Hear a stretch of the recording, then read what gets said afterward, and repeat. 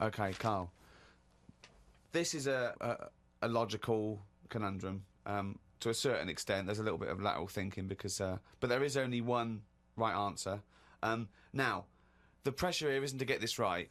The pressure is, when I've told you the answer, to then understand it. Because when I've explained this to people, I've laid out for them, they still can't quite get the concept. Okay, so, there's 2 doors, Karl. Yeah. One leads to heaven, one leads to hell. Yeah. Okay, they're identical, you can't tell them apart. Okay, 50-50. Right. Obviously you want to go to heaven, I assume. Right, there's 2 guards, identical guards, guarding each door. Okay? Right. The one guarding hell always tells a lie. The one guarding heaven always tells the truth. You have to ask one question to find out which is which, and then go through the door you want. What question do you ask? I've only got one. Yeah. And what, one to both? No, one to either of them.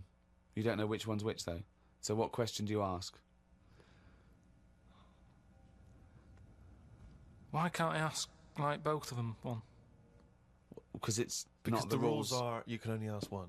There aren't actually 2 doors labelled heaven and hell, Karl. This is a leap of imagination here. And I've definitely got to answer. I've got to ask them a question. I can't just sort of have a feel of the door to see if there's any heat or anything. They're identical. You stand a few yards away. You cannot tell from the outside of these doors which is which. What question do you ask? I can't look through the keyhole or anything. There's no Get anywhere keyhole. near them. Let's imagine there's a small rope that prevents you from getting anywhere near, rather like outside a nightclub. Yeah.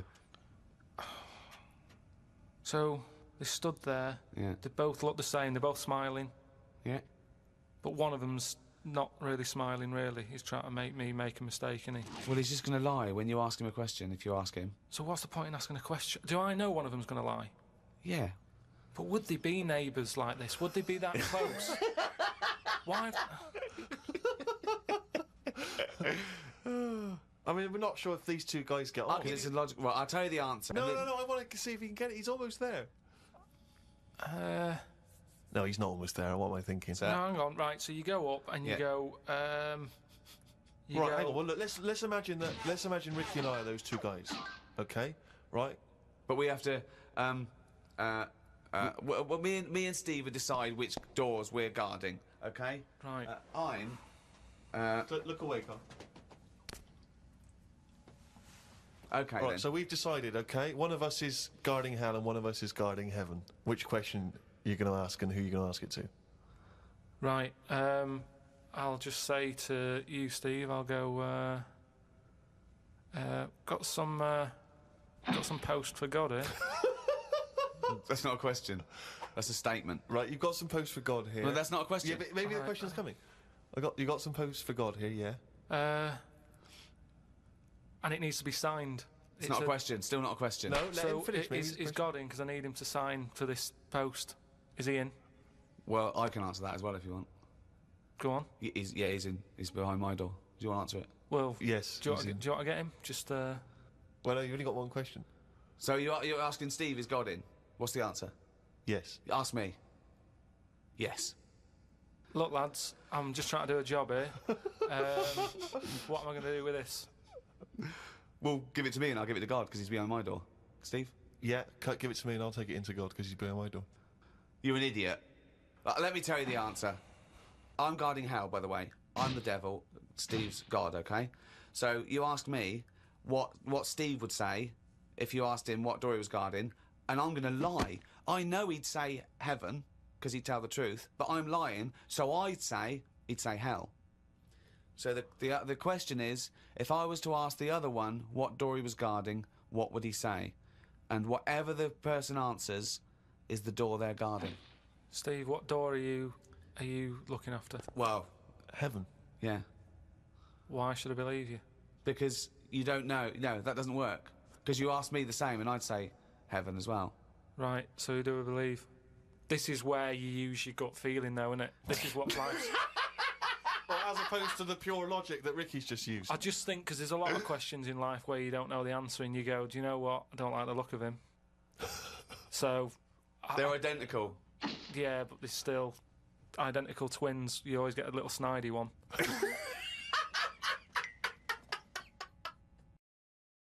Next time on The Moaning of Life. We've had the Iron Age, the Stone Age. This is the about age. I think you have to really get into the zone. People shouldn't be running the distances they're doing. It's balmy. We've got 2 courses. We're homeless. What have you done to your tongue? Have you seen that? That's like Alien. If you're worrying about the wrinkles on your I'd say your life's pretty good. All sample. All of it? All of it, please. As much as I can. Yes, I don't know where it's going to go. But only once, you know. The last time I came here, you know, when I saw the Great Wall, didn't really enjoy it, did I? And I got back and I sort of said to a mate where I'd been, and he told me about this place. And I was gutted. I never came here. All this way, I never saw it. So it's weird in a way that I've had a second chance. It was like it was meant to be. I think it's in keeping with what we've been doing. You know, travel programme, showing you the world, how others live, little communities and all that. All right. This is it. It's Dwarf Village. It's like this little town that they set up. Dwarves used to get a hard time or something in China, so they set this up, place where they live and work. They've made it for themselves. Everything they want, it's made for being a dwarf. It's ideal. Well, they're all happy. You know. Look at the skill of this. I'm doing a little bit of woodwork. Looks amazing. I mean, that's not crap, is it? It's done it all. It's all sort of miniature, look. It's really cosy. And to him, it's massive, isn't it? You can show me around one of your houses. Okay. I haven't been in one of these. Just slow down a little bit. Just hang on a minute. Just hang on. Oh! Now, you're not meant to laugh. Too small for you. Yeah, I am looking for something a bit bigger. I'm the biggest man who's ever been in it. It's good, isn't it? Too small. Do you know any dwarfs? Yeah. I know one. I know a little dwarf. He's a mate of Ricky's. I don't know what he'd think of this. He's always playing roles as, like, elves and Santa's little helper and all that. So at the end of the day, what's the difference? At least here, they work every day. 2 p.m, showing 7 days a week. Dwarfs at home. They're busy at Christmas. What else are they doing for the rest of the year? There he is. Sat on a shelf. Name's Warwick. Any film with a dwarf in it, he's it. Hello? Is that Warwick? Yeah. Hey, it's Karl, Ricky's mate. Oh, yeah, all right. Yeah, what are you up to? I'm just in China. I'm looking at a dwarf village, and I wanted to run the whole sort of concept by you, because I know that people at home get a bit funny about, oh, you shouldn't be, you know, having a little dwarf village and all that. And it's really good. The people in there are dead happy. Nice little show they put on. Just thought, you know, it sort of covers me if I speak to you and say, I'm at a dwarf village, and you go, yeah, I've heard of that. It's nice. Good on you. No, well, I've heard of it, definitely, but I don't think it's nice. Why not? Well, I mean, it's like going back to the days of the freak show again, isn't it, really? I mean, they're all in there together, and you're going in there to gorp at them, basically. Well, yeah, I did. And, you know, there is, like, little blokes in little funny outfits and all that, and you do sort of smile. But they're smiling. I think it's all right, isn't it? I think it's terrible, Carl. I can't believe it. You don't know who's behind the scenes running that. Did you meet them? Yeah, there's a king. And is he little? Of course he is. That might be a show king. There might be a... No, he was the head... No, he was the head man. He was at the top, he had a little cloak on and a crown, shades on. You could tell he was in charge. What's happening out in China, it's segregation, it's exploitation, seriously. It's not. Seriously. You see, you haven't been... This is what annoys me with people who... I'm in the thick of it here. I'm stood by their houses. They're all happy. There's a woman who I met who's a little dwarf. She's only been here 4 months. She's already got her own mushroom to live in. Now, you tell me that's wrong. I'm just a bit disappointed in you, to be honest. Hang on a minute, you're being all on your high horse and that. The picture that I shown of you on the telly so people knew you were sat on a shelf. Yeah, well, it doesn't change my opinion, to be honest. I was doing something that was important, what I was doing there. Anyway, it was... So, if all your work dries up, they're not making another Star Wars, you can't dress up as a little monkey, you've got no money coming in, you wouldn't think about coming here then? Definitely not. Next time... That was the Travis, and some flowers through my window. This is XFM 104.9 of a Saturday afternoon, just gone 6 minutes past 1. I'm Ricky Gervais, with me Steve Merchant. Hello Hi. there, hi. Good to talk to you. Karl Pilkington is over there. All right. Hey, keeps it real. Yeah. Respect, Carl. Oh. Rick, I just think, we want to lift off the show straight away. Yeah. Into the stratosphere. Yeah. And the best way to do that, it seemed to me, was to resurrect a game we used to play when we first began the show in old XFM days.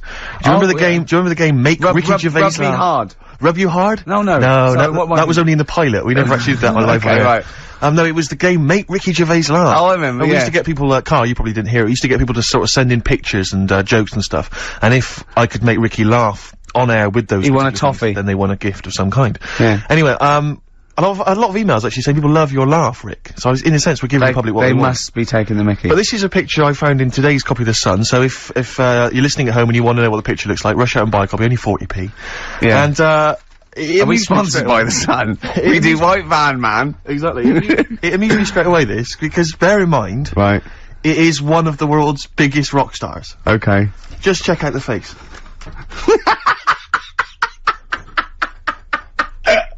Oh, that's fantastic. Look at that. Oh, that is Michael Stipe. Oh dear, with sort of like, looking like, I don't know, some sort of Nazi officer. That's not libelous. That's not libelous. In your opinion, Michael Stipe, yeah, he's outside there during the press conference for Peter Buck's It's not a good picture. I love R.E.M. and I love Michael Stipe. I think he's a lovely man, but that's a bad picture, isn't it? He's got big glasses on and stubble, obviously he's got bald head. He doesn't appear to be looking at anything. He's looking right beyond everyone else. Can you see that, Carl? I'll tell you who he looks like. He looks like Zig, I think, from Zig and Zag. He looks like he's a Muppet made of foam. Oh, lovely. Nice to see that game come back. Yeah, the medium of radio. Yeah. Oh, what a good picture that is. Well, anyway, it reminded me of the game that you and I used to play in our very early days of XFM, when it was literally... Make Ricky Gervais laugh. Make Ricky Gervais laugh, which was a great game, I think. I remember the first one. It was that fella drinking a pint of beer. Yeah. I remember the very first time. It never, I tell you what, it's not great. great. Though? Ant and Dec do it now. They actually, it's very similar to Make Ricky Laugh. It's called Make Ant Laugh. Interesting. So many of our great ideas have been stolen. Yeah. Or stoled. Stoled, yeah. Anyway, I was looking through the paper in the week and there was a picture which which I think might be a Ricky Gervais, Make Ricky Gervais Laugh. I don't know. Again, obviously it doesn't really work for the listeners at home, but I'll try and do my best to describe it. Can we stop saying my name, because it's like a Dave Gorman project? Can we just stop? It's getting, let's say a word often enough, it doesn't mean anything. Yeah. Let's stop saying Ricky Gervais. Well, what we're going to refer to you as. Alright, well, Make Fatty Laugh is a new game. I'm trying to get one of those squeaks of a laugh. I'm concerned because I know. I'm not a monkey. I'm not sure, you're not a performing monkey. No, okay. I know that. Right. But anyway, let me just briefly summarise the story for those at home. Okay. The headline was Mum 48, a mother of 48 seduced boy of 14. Well, that's not funny. Not her own boy, obviously, but a neighbourhood child. I don't think it's a funny story so far. He said Grand Lana Allen, 48, led him upstairs and undressed to her waist, then took his trousers off. Okay, bear that in mind. This is a quote from him, right? Bear in mind, he's a 14-year-old boy, he's quite excited about this. He says, then we had sex, it was every boy's fantasy. Alright? You're going to show me the picture of her now, aren't you? So it's a picture of her. This is not... Bear in mind... This is... Okay. In his own words, Rick. Right. In his own words, this was every boy's fantasy. Okay. Here's the picture. It's a silent laugh. He's collapsed on the floor. I was thinking it looked like a fat man. I was not expecting that. Oh my god. Oh god. She looks like the drummer of Iron Maiden. She looks a bit like Lemmy. But I tell you, she looks like reminds me of most. Did you see those? They've got one with a fag on as well. I know. It's just that's two of them out of makeup, though. Carl, have you seen Every Boy's Fantasy? You should see. Oh, God! Have a look, Carl. Oh, God. How old is she? 48. Oh, God. Oh, 48. That's lovely. Remember we were talking a while back about the questionnaire that is often featured at the end of the TV programme Inside the Actors Studio. Oh, yeah. Where the host, James Lipton, always asks the same questions to every guest. And it's just supposed to sort of, get their creative, juices flowing, their mind working. We did ask Karl some of them. We never completed the questionnaire. Oh, let's I thought carry I'd on fire with that a few then. more at him. And that'll also introduce people to the way his mind works a little bit. Okay. What sound or noise do you love, Karl? There isn't really one that I love. Nice noises, like the ones you get. Like I like going in the park, right? And you go, oh, that's nice, isn't it? And you get like bird noises and stuff. But with those bird noises comes a bit of stress, right? Because I was in there the other day, and like I say, little bird noises and that, and a little robin was there, and I thought that's odd. That's out early, right? Because it's like sort of summertime and that. Sure. And then I thought, oh, that's nice. And I was watching it, and then it got like a little worm, right? And I was like, hey, put it down, right? Sorry, whoa! What do you mean? Because Why I are you didn't have- interfering? Why were you interfering In nature. with a robin taking a worm? Just because it was a nice sunny day and that, and I thought, you see, worms normally come out when it's raining, don't they? And you go, well, I bet they're happy to die, in a way, because it's chucking it down, it's miserable. They come to the top of the soil then, don't they? Yeah. When it's miserable. But it was a sunny day. That's they don't drown, I assume. But what I was saying is, about the worm, this robin that I saw that was eating the worm, it had hold of it, and I thought, it's a sunny day and that, give the worm a break, sort of thing. So I went, oh, like that, and it sort of dropped it in shock. But then, when it realised I wasn't that near it, it picked it up again and swallowed it. And I just thought, oh, do you know what I mean? I don't know what you mean, no. I just thought, it's a sunny day and everything, normally birds are nice noises that I like, and yet there it is going about wrecking lives. Wrecking lives! It was a worm! But it just swallowed it really quickly in that, and I just thought, there's the worm. It came out, it was happy, didn't know what was going on, and it had an extra chance. The robin dropped it, and then it got it again and ate it, and I just made me a bit fed up. Well, do you know why, don't you? You couldn't outwit a robin. The worm was going, oh, God, Karl Pilkington. So that's who's been sent to save me, is it, God? You've sent Karl Pilkington, oh, I'm dead. That's it, okay, eat me.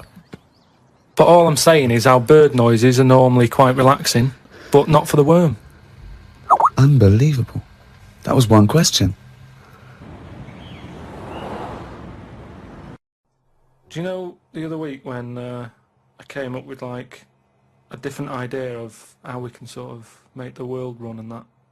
Can we just have a quick recap of that? Because I seem to remember it was a load of old arse. It was ridiculous. It was he was saying that the world is overpopulated, so the system would be where people were living too long and stuff. So what happens is people live till 78. I don't know how you can enforce that, right? Yeah. But when they die, they've got a little baby in their stomach, Right. like a pip in an apple, that then carries on when they die. Right. It wasn't a theory. It wasn't an idea. It was the ramblings of a mental You're case. saying it's stupid, but someone's emailed in and said, oh yeah, that's pretty good. Just saying, if that's a no, right? I've been thinking It is a about, no. what about if we do it the other way, right? Ah. Go on. Somehow, I don't know how A yet. kid has an old lady? That's what it's going to be, isn't it? A child that gives birth to an old man. No. What I'm saying is, right, Go on. work the other way round. Come on, then. So if somehow we can inject something in like a body that's just died, right? Listen to this. Imagine this is notes. So- when he hands it into the Nobel people, and they go, if there's a way that we can inject something, and they go, well, what? Well, I don't know the chemical formula, but something HO2. Right. So anyway, so you inject it in the temple. He's narrowed it down to the temple. So what happens? She sort of wakes up, Amazing. right? And she works the other way. So like she might be 77, Yep. and then she'll have a birthday. She's 76, and she's working that way. Right. If you know what I mean. Okay. Are you with me? No, keep it. Because the thing is, you've got. No I'm idea. really scared. Yeah. I'm really scared. This is the maddest thing you've ever said. This is madder than the old lady with the pip like an apple in her belly. It sort of did work. This is... No, it didn't work. It worked in your head. It's like a dream that you wake up and go, oh, I've got a great theory. And This is it. Let me just tell you the ending, because the endings works out a bit better. Go on. What I'm saying is, when you die, at the age of 78. 9 months... What? At the age of 9 months, because that's when you come out. What do you mean when you die at the age of 9 You're months? not scared of dying, because you're now a baby, so you don't know what's going on anyway. So there's no fear. So you missed out a bit here. So this woman, what, literally gets younger and younger? I think when she's in her 20s, she's in her old age, Rick. Yeah, but it doesn't matter, because that's the fun part of your life, isn't it? When you're 20 and you've got all your energy and that. So before you die, you're actually having a good life, rather than it being the other way around. But does she do different stuff than she did on the way up? Because she's already lived 78 years, hasn't she? Don't forget. She was a baby once, and she grew to 78 years, then someone stuck a needle in her head and said, right, back you go. No, we'll forget all that bit. Forget all that bit. How do we forget that bit? What I'm saying So is... she died and she doesn't remember all her... This is a new life, is it? Let me just leave you with this. Right, you're talking shit. Explain yourself. But aren't the family getting younger as well? What's happened to the family? Forget it then, we'll leave it as it is. No, leave it as it is, shall we? Shall we? Can we all agree on that, guys? Now, should we agree to leave it as it is? Is that all right? Because I don't want to hear any more from the diaries of Charles Manson. No, it's. I mean, you're a fucking maniac.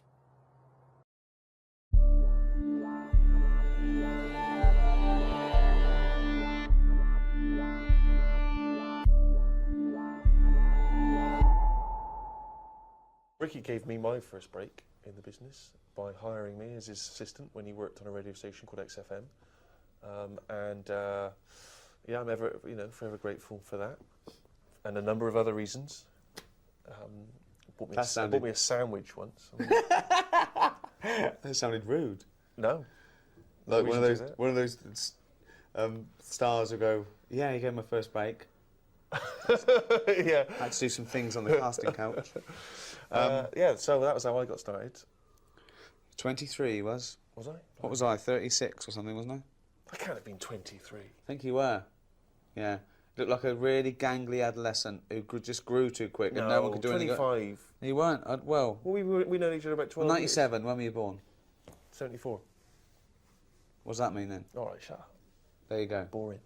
My first break probably was, working at XFM. I got a job and they said I could have an assistant. First CV. First CV that came through, I said, yeah, it'll do. Karl was working on XFM also. We worked together on XFM, then we went and did The Office. We came back as conquering heroes. We were big shots. I used to run the desk, too big for that now. They gave us a little minion who worked there. Then he opened his mouth and I realised that he was funnier than anyone I'd ever met before, without even knowing it himself. So, But you've been quietly squirreling away in the background for years, haven't you? I've just always got work by knowing people. I've never I've never got a job through an interview. It's always, even at Cordon Bleu, it's because my mum worked at Partners next door. It's like a stationery shop. And I love the way you say Cordon Bleu like everyone's heard of this place. Like everyone's going, oh, Cordon Bleu. No one loves the world. It's like, I think Summerfield bought it. It's a fridge shop. Well, not fridge, like chickens and stuff, frozen foods. And my mum said, I think I can get you in there.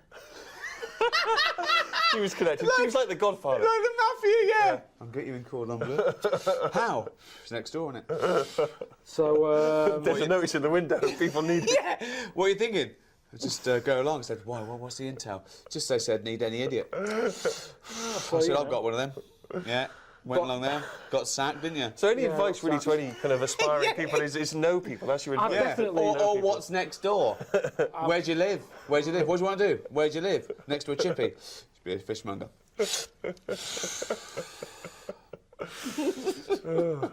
There you are. Good advice. Growing up, I probably watched sort of bad American shows. I watched all those things like Policewoman and all the cop shows. They weren't bad, actually. Thinking about it, they were quite good. Some of them were really good, like Kojak and Rockford Files, that were great. But I suppose my mecca was American TV and all the American comedies from Laurel and Hardy, Woody Allen, you know, Cheers and Taxi and all those things. So those were my biggest influence. American comedy and drama, probably. My first love was actually probably science and nature programmes. I just love, you know, when I've got BBC Two, I couldn't believe my luck. Things like Horizon, and now I watch BBC Four. It's probably my favourite channel. I watched a lot of comedy, classic comedy, British comedy, you know, Monty Python and Tony Hancock, all that stuff, all the classic 70s stuff, Fawlty Towers. John Cleese grew up in Weston-super-Mare, very near Bristol. He was tall. I thought, there you are, I've got all those things. But then later, yeah, I became very hooked on American TV later, when I got older. Never saw Policewoman, though. Sounds good. Angie Dickinson. It was a woman who worked for the police. That was it? That was the conceit. That was the hook. You had to have a hook. Yeah. All bloke sucks lollies. Bloke with one eye, thinks he doesn't know what he's doing. He does. Fella on a horse, that was McLeod. Ironside, he can't walk. Right, so they had to have a thing. Yeah. Yeah, that's what it taught me. People think he's an idiot. Yeah, he's got a perfectly round head. He doesn't know anything. What did you used to watch growing up? I've never been a fan of telly. I'm still not. I don't watch it much. Telly, honestly, the telly at home, it's about that big. I don't know what that is. But it's dead small. I was thinking about getting a bigger one. Now I've made a few quid. It's like, I don't want to. Just edit that, and it cuts to him going, I'm thinking about getting a bigger one. Now I've got a few quid. Be a brilliant clip. It was stuff like Flambards. What's that? It's like... I was thinking of Flumps. No, What's no, that? no, That's no, that it was about period planes and stuff. comedy, innit? It wasn't a comedy, it was drama. I didn't even like it. What was it? No, it was a drama, I suppose, but my mum watched it, and I used to sit and watch that with her, but it was more the occasion of, she'd always make a big plate of toast and a big pot of tea, and I liked that. So and your Flambards is on tonight. Favourite TV show was Tea and Toast, really? Yeah, it was, yeah. It was about the thing, yeah. It was like, that's kind of what What's your favourite about. TV show? Sofa. Night Off. What's your favourite TV show? Night Off. So Dallas as well, we had toast that night when that was on. Then Dynasty came out, it was like more toast. You're joking. It was just toast. I like toast. Where did you start eating crumpets? What show sort of made you think of the crumpets? I started off on pikelets. Yeah, which is a... It's like a kid's version of a crumpet. It's like a flattened crumpet. You watch that with usually drama in it. Howard's Way, I got into the pikelet. That was Sunday night, sort of crumpet. When would you have a cake? What sort of TV show would you have a cake? Didn't have cakes no? in our house, No way. No. No way. Swiss roll. Yeah. Write about what you know, be original, and there's no rush. See, I'd say do stuff about what you don't know. That's what I'm doing. Interesting. Okay. Brilliant. I'd say do it for the awards. Oh dear.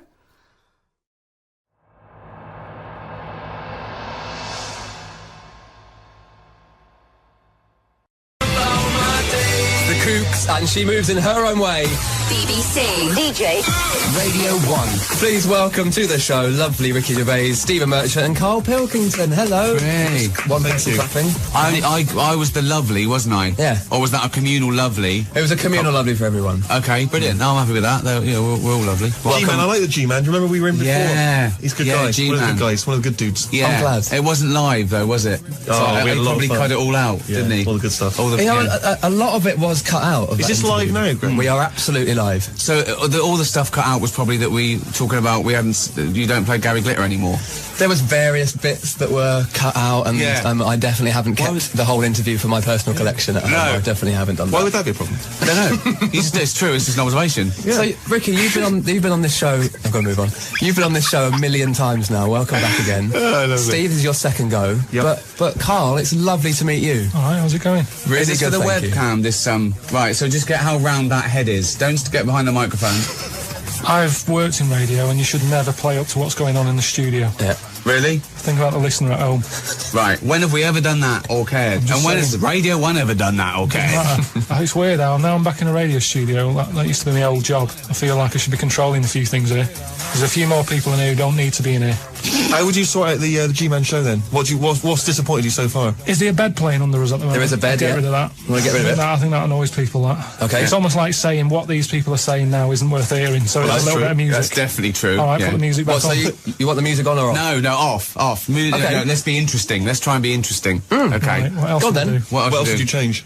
You haven't got a wacky name, have you? It's just Greg James. Yeah, so I get that. G-Man. G-Man. No, don't do that. You did that with me. You called me the K-Man. I hated it. Do you not like the Well, yeah, but you didn't like us calling you an empty-headed, shaven chimp moron either. That hasn't stopped us. No, you can't win with Karl. Anyway. Have you been to Radio 1 before, Karl? I have, yeah. I was on... is he still here? Still working here? Who? Nihal. Yeah? Yeah, He's still he was good. He's good now, He was all right. I met him. Lovely fella. Good. A lot of changes, though, all the time in radio. You never know what you're getting. That's true. Yeah. But you've been here for a while now. Apart from 3 Fluff years. Freeman, I mean, he was around for about 120 years. Yeah, maybe you'll be like Fluff one day. Hopefully, pop pickers. Yeah. So what are we talking about then? Well, I don't know. I mean, the lovely you thing. don't know? Well, no, I mean, talking about your new DVD. Yes, we've got the DVD out of the animated show taken from the podcast of the same name, the Ricky Gervais show, but everyone knows who's listened to it, and there's been a lot of people. We've had about 230 million downloads, okay? This is on TV in America and England. The DVD's coming out around the world, right? And it should be called, and I know this, it should be called The Karl Pilkington Show, because it is the musings of a little round-headed People struggle. twonk. People struggle with my name. Do they? Really, why? Just the Pilkington. They can't say it. I don't know what's wrong. It's so easy. It's spelled as it looks. Yeah. Man, you've just been on Dale Winton's show. He called me Nigel. Normally it's a surname that's a problem. He called me Nigel. Seriously. What did you call him in return? No, well, I was a bit sort of... I was chuffed to be meeting him because I've watched him a long time. He's a big fan. I like big In It fan, to Win aren't It. you? I was telling him about In It to Win It. He wasn't that interested there, was he? No. It was just like he treated me like some fan. He just went, yeah, thanks for that. You should have just called him Steve Wright. Well, yeah. I liked him, though. He's a nice bloke, but he just annoyed me. Greg, are you familiar with Karl? Have you heard the podcast or seen the Absolutely. animation? I was going to say, well, I used to listen to the show on that radio station years and years ago when I was How at school. would you, if you're listening, say there's someone listening at home, right? They love you, they trust you, Yeah. they respect you. You are the demographic. Right. These kids go, well, he's like knows our what's going on. leader. Right. So, which I'm That's sure is true. frightening, isn't it? So, you're not in school anymore, you're not being bullied, you're on the radio, you're all powerful. You got long trousers, I noticed. Exactly. I have. So, well done. So, yeah. how would you explain Karl to people listening at home who are not familiar with him? I think a muse. Yeah, he is. A wise sage. I can't get enough of him. I mean, myself and Stephen, we sort of probably come across as sort of like bullying media types, but it's purely to get out what I know is in Karl's head, and he sees the world differently. He is a proper artist. You ask him anything you want about any subject, and it's remarkable. And I did the podcast just to be in a room with him, asking him questions and teaching him stuff. Like we feel like we're, I don't know, it's like an Eliza Doolittle. We're trying to make him, or we found something sort of and thawed it out, and it was from an era gone by. One of my favourite bits is actually on this, I think it's the first episode of the series, is the one... Not impressed, Karl? First episode? No, episodes 1 to 4 or 5, very, very weak. Do you think? Yeah. That's Honestly. unbelievable. He's trying to sell this DVD. We're trying to sell a DVD around the world, and he comes out with episodes 1 to 4 very weak. But there was an ideal that you had about, you thought that old people should kind of die and then a child falls out of them when they... Can you explain that theory? Because it's a brilliant theory. People are living too long. What was the... Do you think that people are living too long? He thinks people are living too long, he said, because people can't die anymore, because when you're dying, someone suddenly sticks a new lung on you. Lung. There's a new lung on you. loads of different theories. Yeah, There's and loads they've of all different been ideas. mental. Okay, let me hear, because I want to... My favourite one, which I don't know if it's the same one that you're talking about, but the aging backwards thing... That's it, yeah. ...is good. But then a fella nicked it, didn't he? Made a film out of it with Brad Pitt. So now everyone's going, boo, it's not your idea. Hang on, no, you weren't suggesting it as a film idea. You were suggesting we should do this in real life. Somehow we should make people grow backwards. His suggestion of a film idea, he actually got a meeting with a film company, so this is the first episode of Series 2, won't be out till next year, but he had a meeting with a real film company. They said, have you got any ideas for films? And he said yes, right? Yeah. And the thing that he told them was the ramblings of a madman. Let's hear the idea, let's hear the idea. I want to hear the idea again, because it's Imagine people who this, haven't heard it. It's remember, brilliant. I'm going to a meeting with a film company in Soho, right? So I'm thinking, maybe they want me to play a part, right? I haven't tried acting. I did Little Donkey, in the Christmas play, but I was all right. I went down well on the stage. my acting job. Let him finish his. Well, your dad was filming it, wasn't he? And Don't get carried away, Ricky. He got back, okay, and his dad has been filming it, right? And he listened back to his dad on the camcorder, and his dad said he looks like a right prat. And he heard that when he got home. Yeah, but listen, anyway, so I go into this meeting, and I go, right, I'm Karl, you called me in. They went, yeah, sit down. Loads of croissants and that, you know what it's like in Soho. Yeah. Went in there, he said, right, listen, got any film ideas? Now, when you're in that situation, you've got to come up with something. It's like in The Apprentice. None of them people in The Apprentice ever go, oh, I don't know, I haven't got any ideas here. You've got to come up with something. And I find that if you just talk, stuff comes out. Okay. Because your brain's going, I've got to come up with something, so just keep going. So bits of food, back. No, but just just say anything for a bit. Chewing gum, yeah, he should be chewing, but it just fell out because he was talking, hadn't concentrated on keeping it in. It's false Things teeth. like that, yeah. Anyway, listen to this for a film idea, and then we can have a song. Brilliant. You're in charge now, yeah? So what I'd say is, I picked the actors for them. I said Rebecca De Mornay, and Clive Warren. Right, yeah.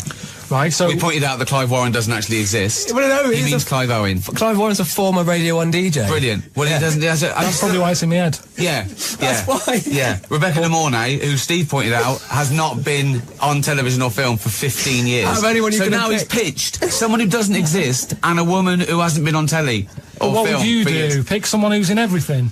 Okay. Let's get Will Smith. Boring. Right, okay. Sick of seeing him. Where's Rebecca? Biggest film star in the world. So what? I'm sick of Clive him. Warren, he was He's on in every Capital film. Radio for He's a while. in every film. Where's Rebecca? Yeah, Rebecca who?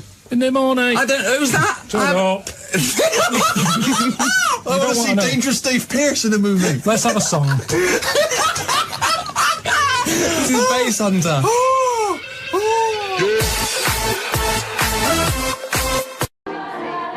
It's not my sort of thing, singing and dancing. We've got enough singers and dancers anyway in the country.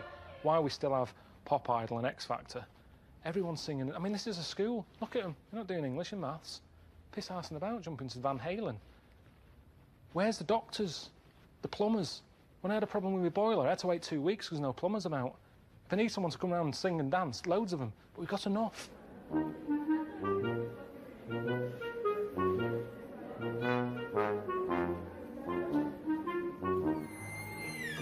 I haven't got a taste for it, honestly. This isn't like a big life-changing moment. Oh, Karl's finally found his destiny. I don't want to do this.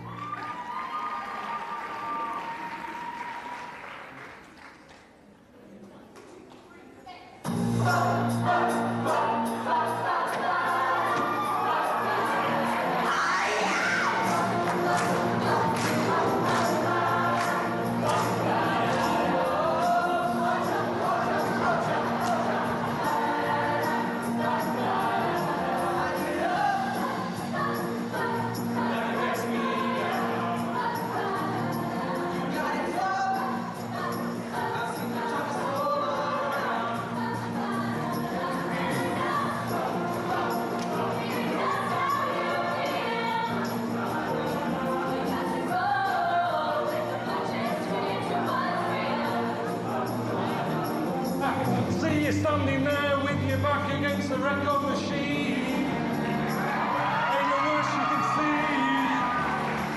Oh, you know what I mean? Come on, you might as well jump. Come on, have a jump.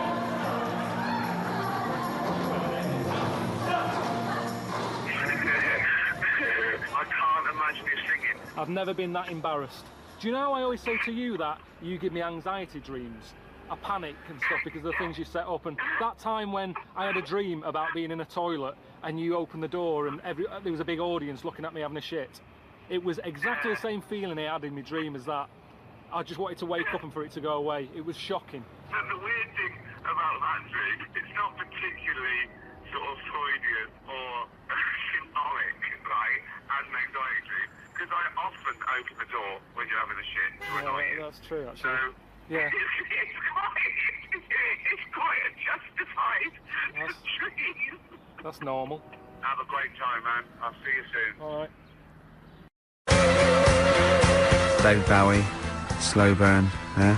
Quite a Eno trilogy feel about it. Lodger and sort of low type, yeah. But, yeah. Enjoyable. Now, okay. That's stressful, isn't it? I think we've got things working now. We've had people coming in and out, just shaking their head, going, "Shouldn't have bought that desk." But it's all sorted now, I think. And you notice how it took about What? 25 minutes for them to come down as well, though? Do you feel like we're maybe quite low in the pecking order in the building? Definitely. You know, it's like Capital First, Capital Gold. They can shoot off to other sort of pirate stations. People's car radios, then they come back here. Oh, dear. Oh, I had a job at Richard Sounds. Light fitting was buzzing. Now, but we've got... thanks for staying, listening. Right, okay, educating Ricky. What have we got? Airy Chinese kid, go on. Right, yeah. This is the... I didn't want to do this. What do you mean you didn't want to do it? Well, I wanted to give you 3, and I gave you one. It was like the alien man gets a beard or whatever. Yeah, and which was total rubbish, so this one should be better, maybe. Hairy Chinese kid. Right, well, we've talked about hairy people in the past. True enough. Haven't we? Yeah. You know, the little kids who grew up in woods and hung around with wolves and that. Yeah, again, you're confusing it. Yeah, they're not... there were some people that were born... very hirsute. They were not the people who were brought up with wolves. You just put that together in your Homer Simpson type mind. Right. Well, this is like a sort of close to that sort of story. Yeah. But the weird thing is, right? Chinese people aren't that hairy as a nation. No, seriously, that's a well-known fact. They don't have that much body hair and stuff. Okay. So this little kid who was born over there, he was like covered in stuff. Was he? And it was only his nose that wasn't hairy. The rest of his body was caked in hair, right?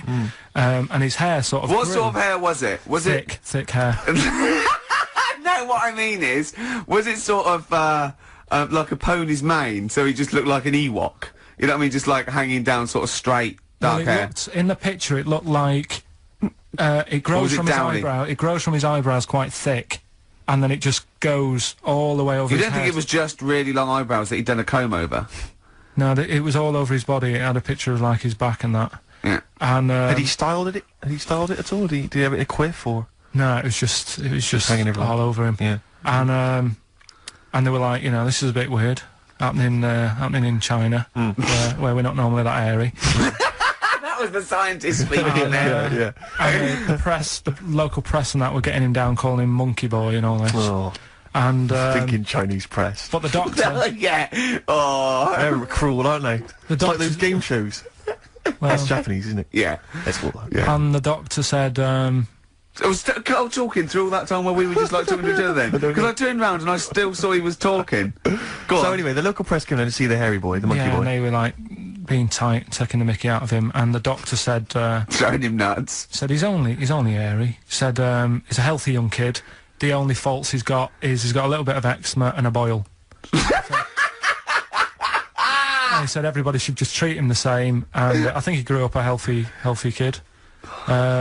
Yeah, so that's the that's the end of the story. That's not a story. Why? Well, but I've got nothing. I don't know what to say to that. So someone in China was born slightly hairier than the rest, and he was normal apart from eczema and a boil. That to me isn't a story. But if it is, I've got a million. I mean, it's sort of like bloke from Manchester went a bit bolder than the rest, got a job on radio.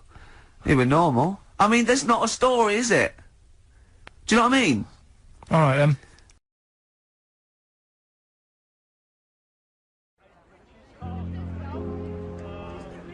All right. This is Speaker's Corner in London, where every Sunday people can just turn up, stand on a box, and sort of, you know, shout out what's on their mind. All women! Back to the kitchen! Now! The bloke you're about to see, that's him there. He's called Howard, and he normally comes here to spread the word about how he's going to live forever. I'm not there to convince them that I'm right. They can go away and think I'm a complete lunatic for all that matters. Ricky told me about him ages ago, and when he said he was bringing out a DVD called Fame, I kind of thought, you know, it'd be an ideal opportunity to meet up with Howard and have a chat with him, because, you know, fame, I'm going to live forever, sort of works, doesn't it?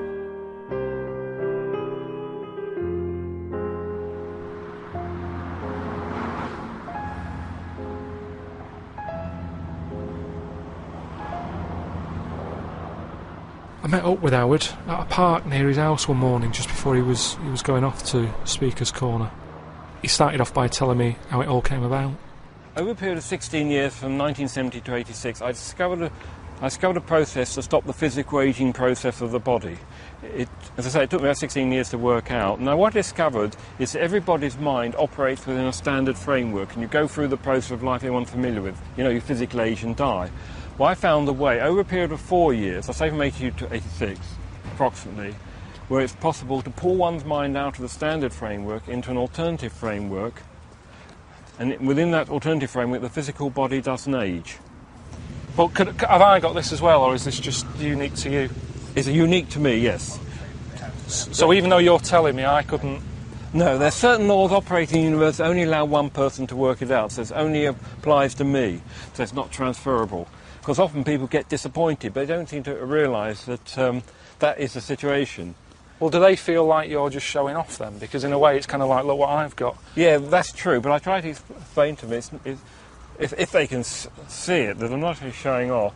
The position is that this is what my vocation is in life. And they say, and someone turns around and says, that's not fair. Well, let's look at it realistically. Is life fair? It isn't, is it? Not really. For everyone. No, not for everyone.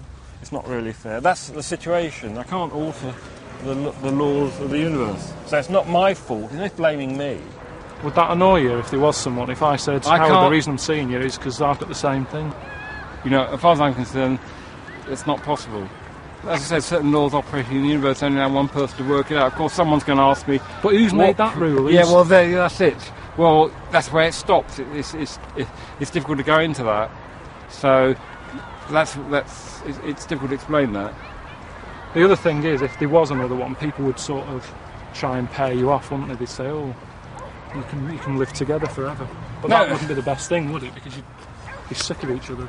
You'll soon find that this thing is generally ignored. I mean, after you have as I said, the initial conversation, one doesn't normally discuss it again. It's just one of those things.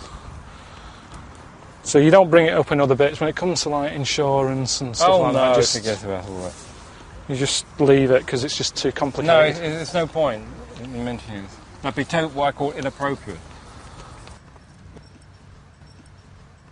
But you are happy with it, you're not?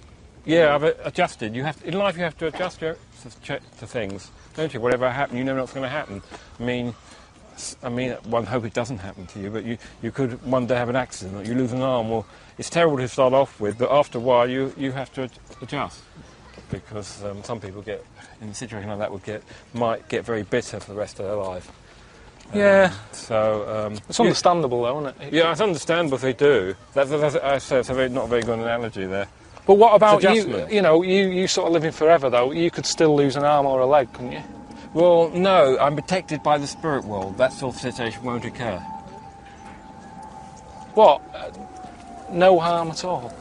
You can't... Within reason. I mean, obviously you can get a cold or things like that. But you can't lose a leg, or...? No, that's impossible. What do you mean? Well, I'm protected by... See, people think there's only one world, the physical world, but there's two worlds. The physical world and the spirit world. I'll still be in the physical world, whereas you'll be in the spirit world. But doesn't that annoy you, because you'll never get to see the spirit world? Well, it is possible. Some people have seen glimpses of the spirit world before they physically die. There's something called near-death experiences. Yeah, I've had that. You have? Yeah. Oh, It was on an ice pop. Oh, I see. That went down the wrong way on my throat and I was choking, and my mum had to give me that fireman's thing where they, get air to you, squeeze you around the belly. Oh, I see. But I didn't see anything. I didn't see like a person standing over me saying welcome or whatever would happen. I see. Very good. So it was an uplifting experience. It's horrible. I'm sure it is. Well, they are. I always say what I live to be about 74, 75, and then I reckon by that point I'll have had enough, I think. You think? Oh, dear. How old are you now? Well, see, now let's make clarification, because you're talking about age for a minute. See, in this alternative frame, I won't age. So I won't get any older than I am now. What, in terms of the way you look? Physical, yeah. Now, let's see how old when my body stopped aging in 1986, so that, and I was 42. You're 42. So birthdays, in effect, they're a waste of time to you, aren't they? Because it doesn't mean anything. Well, do they mean anything to you? just means I'm getting a bit nearer to dying. That's how you perceive it. Well, Some yeah. people like celebrating their birthdays regardless. No, I don't. So what do you do for a birthday? I mean, is this sort of an in-joke with your friends? And they send you a card? it's just someone might send me a card and that's it. I mean, I'm not too concerned. You know. No, but do they joke in it? It's like, here's another one. No. If I tell people about my vocation in life and they want proof, I normally don't give it because I'm not there to prove anything. I'm there, my mission is to tell people about it, anyone who's particularly interested. I'm not there to convince them that I'm right. They can go away and think I'm a complete lunatic for all that matters. I'm not worried. Do you think they'll start listening more when you're a lot older because then they'll go, oh, he wasn't joking? They might make a joke later, but they might have died by the time, you know, it doesn't really matter, does it? I mean... I don't know what matters. That's kind of... I just bumble along, that's what you do. You're born and you try and get on with it and you try and enjoy yourself. But everything, you see, everything in life normally comes to an end, doesn't it? So it's hard to get your head around. It's like when people say the universe goes on forever. You go, oh, don't talk about it. Well, so what? If it does, big deal, so what? Well... It doesn't affect you. No, but it's weird. You can't get your head around it, can you? Because everything's got a lifespan normally. Well, we always think everything has a beginning and an end. But most things do. Something, yeah, but... Tell me something else apart from you that is going to be on this planet forever. Well, there's the Earth, isn't there? Yeah, but it's always been turfed and that, isn't it? Yeah, but that's about it. All you're doing is having a haircut. I'm talking about, like, something that lasts forever, that you don't have to do anything to. There's nothing. I don't think there's anything, to be quite frank. A tortoise, that is the only thing that you sort of think lives for ages, but even... Imagine, oh, God. Just anyway. imagine if he was in charge. We did put him in charge of the country. Terrifying. Wouldn't that be amazing? Let him run the country. Just for a week. Or the mayor. What would you do if you were the president or the Lord Mayor of London or the Prime Minister Carl? I wouldn't do it like he's going to be offered it. It's a hypothetical question, Carl. No, but Suzanne was, my missus, if you're a new listener. Your keeper, sure. Yeah, help her. She was watching the news, trying to follow some heavy stuff. And I'm like, the weather? What? Do you know what I mean? I just was like bored and I was reading about that mouse that had an ear on its back and stuff like that. So she said, well, you take notice of this. Should be, you know what Ricky and Steve are like. They try to teach you stuff and you don't even want to learn. So to try and get me interested in it, she was like saying, what would you do if you're president and stuff? Yeah. And I can't be doing with any of it. What did you come up with? You must have. What did you come up with? Did you come up with anything? I had a little, the design of it, right? I said I'd have like red and blue, to sort of, do you know what I mean? Both sort of major sides into one. Yeah. Well, that's broken the back of it. That's a pretty good manifesto so far. Anything else? What's on the second page? I had like, KP looks after me. That would be the badges, would it? Yeah. That's good. I'm a KP nut. Yeah. KP looks after me. Yeah, brilliant. That's about as far as I went with it. What would you do? What about, policies, transport, crime, just law and order? Yeah, what would you deal with crime? What would your initial approach be? Would you introduce guns? Should police carry guns? Nah. No. Yeah. Would I have to worry about that? Okay. No, good point. Good point. No, what I'm saying is that, I mean, Tony Blair isn't sorting everything out, is he? No, but he has a say in most things. Does he? Well, go on then. What are the problems at the moment? What need sorting out? Well, generally, what's the best way to combat? Would you bolster up the prison system? Would you introduce more community service? Would you go harsher for say I don't know drugs? Would you go harsher or less harsh? There's pros and cons of both, isn't it? Because of course you can't see to condone it, but some people, you don't want to go through the court system and cost taxpayers thousands of pounds of money for someone, I don't know, difference between smoking a spliff and dealing crack. Do you know what I mean? You have to all these things. Have I lost you? Yeah, I'd just think about it for a bit. Do you know what I mean? Brilliant. You think about it for a bit. Yeah. Probably ask Suzanne. Do you know what I mean? This is amazing. Get her help on it. Yeah. What about the foreign situation? Would you have supported Bush in his war on terrorism?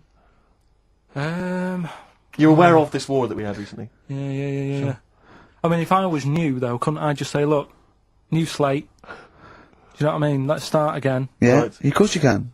I'm in charge now, let's Let's see if we can sort this out. What would you do then? Then see what happens. Just leave Brilliant. Just leave Suck it and see. Brilliant. Brilliant. This is excellent. Now this is not really your jurisdiction. This is not really your area, but I imagine you'd have some powerful friends. You might have a say in it. Go on. Yeah. Would you? What would you do about single-sex marriages, same-sex marriages? See, this got this Cameron. I thought Cameron had blown it on Big Brother because they said, you know, what do you think about gay fellas getting married? And he went, no, in the Bible it says, you know, a man and a woman. And I thought, oh, he's put off a lot of. Yeah. I don't think many Christians tune into Big Brother, but we know the gays love it. Yeah. They love Big Brother, don't they? The gays. Yeah, so interesting. But what would your take be on that? Same-sex marriages. And then what? Having a kid? Well, just let's start off with, you know. That's all right, isn't it? Do you know what I mean? Just let them get on with it. If it's not affecting anyone else. Sure. Yeah. Sure. Right. But it starts getting tricky. Right. When you get a kid. Okay. Go on. Why? Well, it's just tricky, innit? Do you know what I mean? Well, yeah, you could be right. I'm not giving any. I mean, you know, we're not. There's no right or wrong It's answer. all right if you were in if you lived in the jungle, right, with no one else, yeah. right, and you just had these two fellas, right, looking after you, but because you got no one else looking in on that, saying, "Oh, you're a bit weird, aren't you?" Do you know what I mean? But as soon as you come, so to why have they got married? Do you think that gay people turned to a bloke because they couldn't get a woman? If there's two fellas go away and they're in the jungle, they go, we're definitely not going to find a woman here. We might as well bum. That's not how homosexuality starts. People don't. It makes you wonder. No, it does make you wonder. Gays don't go, well, I'll tell you what, I haven't seen a woman I fancy yet. I'll try a bit of knob. No. But what I'm saying is, right, if you're brought up in like a little jungle, right? Yeah. How are you brought up? Someone just puts you there. I don't know what this is about. Steve. I can't be bothered. Go on, the mate. country. I'm fascinated. I can't be bothered running the country. Like, I'm too much trouble for you. KP takes care of me. All right, fair enough. What I'm saying is, right, if you're brought up in a jungle, right, on what your do you own- mean brought up? Just let him finish. What does he mean You understand brought what up, he though? means, like Tarzan. You've got to tell me what you mean by brought up. Wolves, chimps. What? Right, well, there's a good example of what I'm saying to you. Right. Right, what I'm saying is, there's a fella, right, he's brought up in the jungle. Shut up, just let him finish. Let him finish! There's no women about, he doesn't know about women, he doesn't understand what women are. Right. Right? But another fella walks in the scene. Yeah. And he gets pally with him. What does he talk about? Then they've both got needs. This scenario is ridiculous. How has he lived? Or do you know what's his reference points? I can't be bothered with this. Honestly, Saturday should be, you know, day off and that, not worrying me about problems. Oh God! KP takes care of me. Oh dear. Right, old woman, about 70 years old. She's normally fit and healthy and stuff, nothing wrong with her, she's having a good life. And one day, she goes for a check to the doctors, just to check herself out, 'cause she's getting on a bit. Says, take your clothes off and that. So she does, and checks her out, says, yeah, you're looking good, you're looking good. Turn round, he said, oh God. He says, you got a tumour on your buttock. Right? So she goes, oh, what, can you do anything to sort it out? So they go, yeah, we could book you in for an operation, it's best if we remove this. Books are in for an operation, operation day comes, strip her down and that, they're all stood round, the doctors, start to operate, it only turns out it's a pork chop that she sat on 5 years earlier and it had stuck to her buttock. Right, Carl. I can forward you. I'm not. Right. No, listen. Serious. Right, okay, Carl. I'm telling you now. I'm leaving. I'm never doing this show again. No, I'm serious. Honestly. You're talking. I've never had such. You are. Play a record. Play a record. I can't believe it. What do you mean you can't believe it? Stop the record. Stop the record. Stop the record. Right. Okay. Right. What do you mean you couldn't believe it? No, when I read it, I said I've got to tell Ricky This woman had a pork chop stuck to her arse for 5 years. You mental case. Of course she didn't.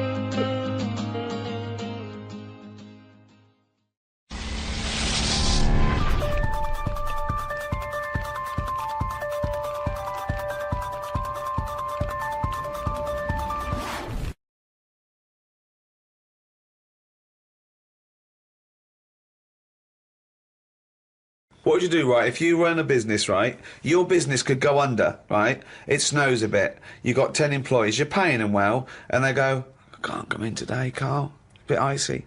I'll do it, okay? Right, they're snowed in, right? You're running the business. What are you running? It's a let's not. I'm not going to big myself up. It's just it's a factory. It's U-bends. I make U-bends. U-bends for toilet. So you run a okay. So you pay them all right, don't you? I'd say most of them are on above average. So you're there. What time do you get in? About 8:45. 8:45, waiting for them to come in at 9. Yeah. Yeah. Okay, right. It's snowing. It's a bit snowy. You got there. It took you a bit while. You'd set off early, did you? Or? Gave myself a bit more time because I had to put the heating on the car. Okay. Ring, ring, ring, ring. Hello, KP Plumbing. Oh, is that Miss Pilkington? Yeah, it is. Yeah, who's that? Oh, it's Sheila.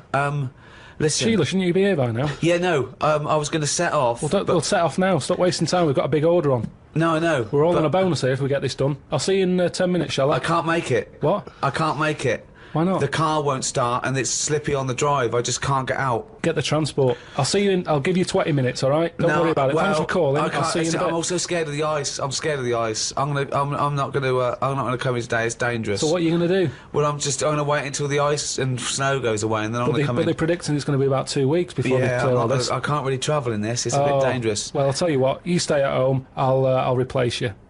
Because I need someone to come in with a big order. What, you're firing me because I can't get into work with this... Well, I got into work, Sheila. Yeah, I know, but you don't live with me, do you? If you did live with me, then you'd probably see how... It was bad where I was as well. Yeah, I'm here. Do you know how bad it is here? When you come round and have a look how bad it is here, you drive my... Tell you what, you come round and drive my fucking car because I'm snowed in, you fucking calling me a cunt. And I'll tell you, if you fire me, I'll take you to drive uni, you bald-headed wanker. Right, you're fired anyway for that. You're in fucking trouble then. Right then, see ya.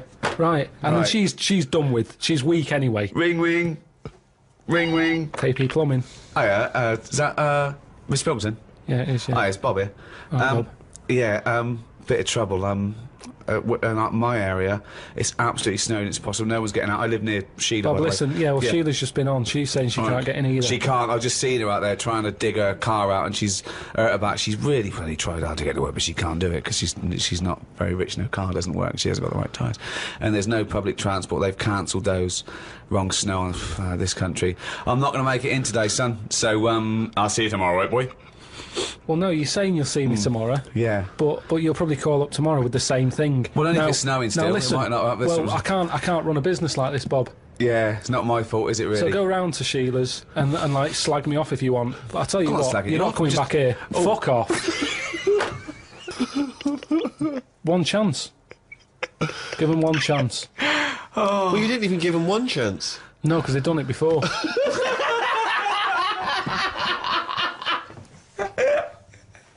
Oh, fucking hell. Just annoys me.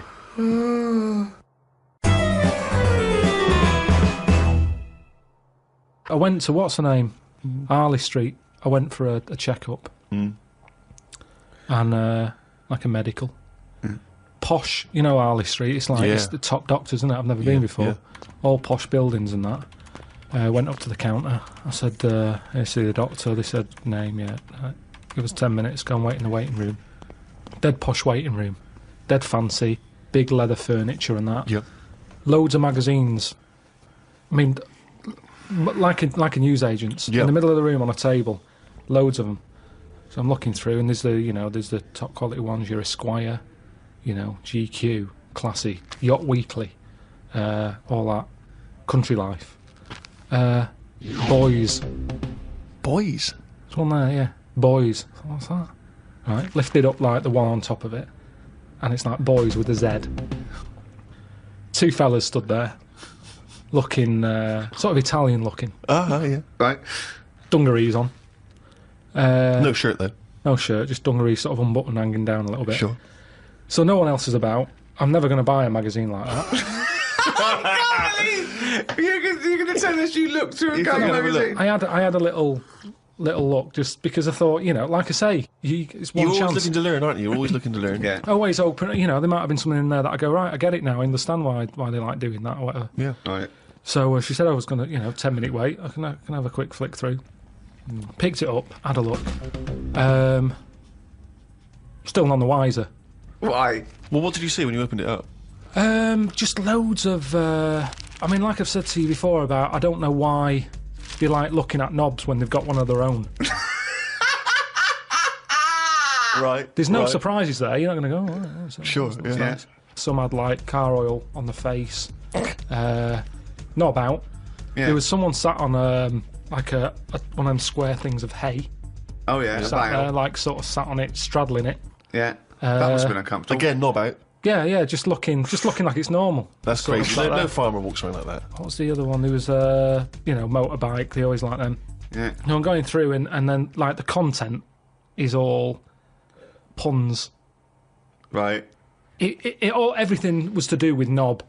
Right. That's the only bit they're interested in the male body. Look at this bloke It's straddling not- this huge throbbing thing. The bike's not bad either. Yeah, all that. yeah. Loads of them. It was just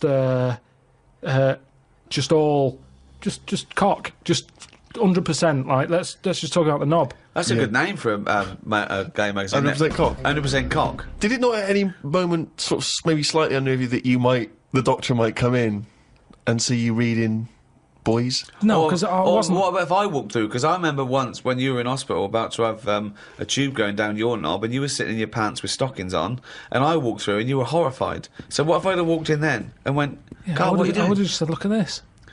Look at this, it's free. And I said, why did you bring that with you? No, I would have just said, look, does it look like I brought it with me? Look at this. Yes, it does. Well, Because what- what? So you because look I at- would never see. You would never see a gay magazine in a doctor's waiting room. So I think you bought that and pretended that it was there. That's the thing. I was amazed by that because there was no there was no Mayfair or anything. They just catered for like if you wanted a bit of knob action. It was really. I mean, really, I could have complained. So if you're gonna have this, where's a bit of the other? Yeah. Yeah, you had a bit of this. Where's a bit of the other? I know one of the things that they had, and I thought they're really struggling with like ideas. They had a Sukoko. As in Sudoku? Yeah. Sukoko. Surely Sadico is better. No, because it was like Sukoko. Yeah, but it's Dick as well. Subdico. Yeah. What? And it was still a Sudoku style puzzle, but it just had that name. Yeah. It's just everything. It was just Sudoku, but called Coco. That's amazing. That is amazing. Now, if I was gay, do you know like Let's you have say? a game of Lubo. Let's have a game of Knobopoly. Knoberation. Knoberation. Let's have a game of chess. Cock.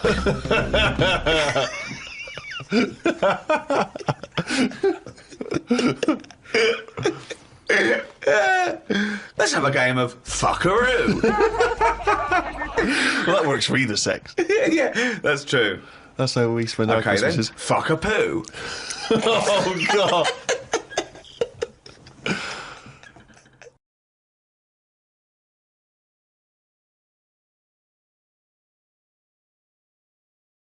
Wars in Iraq, But I don't terrorism, need it doesn't to mention now. anything. But that's all being wrote about anyway. If you're saying there's a museum that's keeping everything, there's loads of other books for that. Who's looking at the fella whose skulls fell off? What? We see. It's interesting, isn't it? What do you mean the fellow whose skulls fell off? Well, that's what happened the other week, so I wrote about it. What? A fella's skull has fell off. What do you mean his skull has fell off? It's something to do with circulation. But what do you mean his skull fell Well, off? it's in the diary. We But might how look can at a the diary. skull fall off? Because it's surrounded by tissue and it's got a brain. How can just his skull? How can it detach itself from all the stuff surrounding He it? mislaid all his dreams. But all I'm saying is that's not getting a look in. No, because it's not significant or probably true. Good point, Steve. I don't. All know right. Well, what's let me anything just. based on. I'll just consult the diary quickly and find the moment with the man whose skull fell off. Oh, here we are. Yeah, looks like the world's fattest man is having an operation to get rid of some of the fat. Yeah. He has to have an iron bed because that's the only thing that can hold his weight. Yeah. There's also a man whose skull has fell out. He's in hospital somewhere. I hate that. It would make me panic. The hospital is busy with people coming in to look at their head. What are you talking about there? That tells us nothing. Right, it's impossible for a skull to fall out. How are scholars in 10,000 years going to be... What are they going to decipher from that? They can sort of go. There's not enough incident detail. But how did his skull fall out? Circulation problems. But answer the question. How did his skull fall out? Fall out of what? He was at home, and I don't know if he was combing his hair or something, but it come off. What did? His skull. What do you mean, his skull? Do you know what the skull is? It's a part of the head. Well, no, it's the structure of the head. It's the bone. Do you mean the top of the skull? This is only useful if you have all the salient facts. Then it would be of interest to us. We could. Well, I couldn't take that on. I'm busy. I'm not going to start looking into stuff in depth. Just get the details. God. You're such an idiot. You are the best, idiot in the world. Well, I don't want to be premature, but that entry is followed by, I injured my toe the other day by dropping the toaster. Instead of letting it hit the floor, I tried to catch it with my foot. I went to, what's her name? Harley Street. I went for a check-up. Mm. And, like a medical. Posh, you know Harley Street, it's like it's the top doctors, isn't it? I've never been before. Yeah. All posh buildings and that. Went up to the counter. I said, I see the doctor. They said, name, Give us 10 minutes, go and wait in the waiting room. Dead posh waiting room. Dead fancy. Big leather furniture and that. Yep. Loads of magazines. I mean, like a newsagent's. Yep. In the middle of the room on a table. Loads of them. So I'm looking through and there's the top quality ones, your Esquire, GQ, Classy, Yacht Weekly, all that. Country Life. Boys. Boys? There's one there, yeah. Boys. What's that? Right, lifted up like the one on top of it. And it's like Boys with a Z. Two fellas stood there. Looking, sort of Italian looking. Yeah. Right. Dungarees on. No shirt, though. No shirt, just dungarees sort of unbuttoned, hanging down a little bit. Sure. So no one else is about. I'm never going to buy a magazine like that. I can't believe you're going to tell us you looked through a gay magazine. I had a little look just because I thought, like I say, it's one You're chance. always looking to learn, aren't you? You're always looking to learn. Yeah. Always open. There might have been something in there that I go, right, I get it now. I understand why they like doing that or whatever. Yeah. Right. So she said I was going to, 10-minute wait. I can have a quick flick through. Picked it up, had a look. Still none the wiser. Why? Well, what did you see when you opened it up? Just loads of. Like I've said to you before about, I don't know why you like looking at knobs when they've got one of their own. Right. There's no surprises there. You're not going to go. Oh, sure. Yeah. Nice. Some had like car oil on the face. Knob out. Yeah. There was someone sat on like one of them square things of hay. Oh yeah. Sat there, sort of sat on it, straddling it. Yeah. That must have been uncomfortable. Again, knob out. Yeah, just looking like it's normal. That's crazy. No farmer walks around like that. What was the other one? There was motorbike. They always like them. Yeah. No, I'm going through and then like the content is all puns. Right. Everything was to do with knob. Right. That's the only bit they're interested in the male body. Look at this bloke straddling this huge throbbing thing. The bike's not bad either. Yeah, all that. Yeah. Loads of them. It was just all cock. Just 100%. Like let's just talk about the knob. That's a good name for a gay magazine. 100% cock. 100% cock. Did it not at any moment sort of maybe slightly unnerve you that the doctor might come in and see you reading Boys? No, because I wasn't. What about if I walked through? Because I remember once when you were in hospital about to have a tube going down your knob and you were sitting in your pants with stockings on and I walked through and you were horrified. So what if I'd have walked in then and went, Carl, what are you doing? I would have just said, look at this. Look at this, it's free. And I said, why did you bring that with you? No, I would have just said, look, does it look like I brought it with me? Look at this. Yes, it does, because you would never see a gay magazine in a doctor's waiting room. So I think you bought that and pretended that it was there. That's the thing. I was amazed by that because there was no there was no Mayfair or anything. They just catered for if you wanted a bit of knob action. It was really, I could have complained. Sure. So if you're going to have this, where's a bit of the other? Yeah. But, you had a bit of this, where's a bit of the other? I know one of the things that they had, and I thought they're really struggling with ideas. They had a Sukoko. As in Sudoku? Yeah. Sukoko. Surely Sudico is better. No, because it was like Sukoko. Yeah, but it's Dick as well. Subdico. Yeah. What, and it was still a Sudoku-style puzzle, but it just had that name? Yeah. Yeah, it's just everything. It was just Sudoku, but called Coco. That's amazing.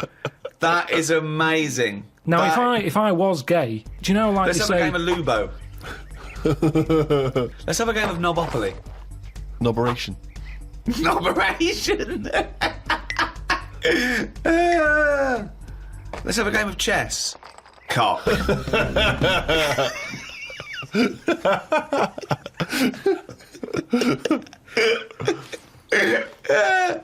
Let's have a game of fuckaroo. Well, that works for either sex. Yeah, that's true. That's how we spend our Christmases. Then, fuck a poo. Oh, God. It's something, when I was looking on the web, found something out. Go on. It's a story about a woman who had a baby who had a baby. What are you talking about? What?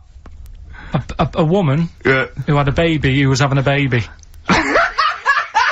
It was no clearer when you repeated it. There was a woman who had a baby who had a baby. What do you mean? No, I didn't read any more into it because I just saw that and I thought, that's weird. And then I just was thinking, oh, like, imagine the kid at school, at parents' evening. Go on. And it's like, well, your kid's pretty good. Now let's have a look at your work, sort of thing. But what? Did the child have a baby? Yeah. Of course it didn't! Play record!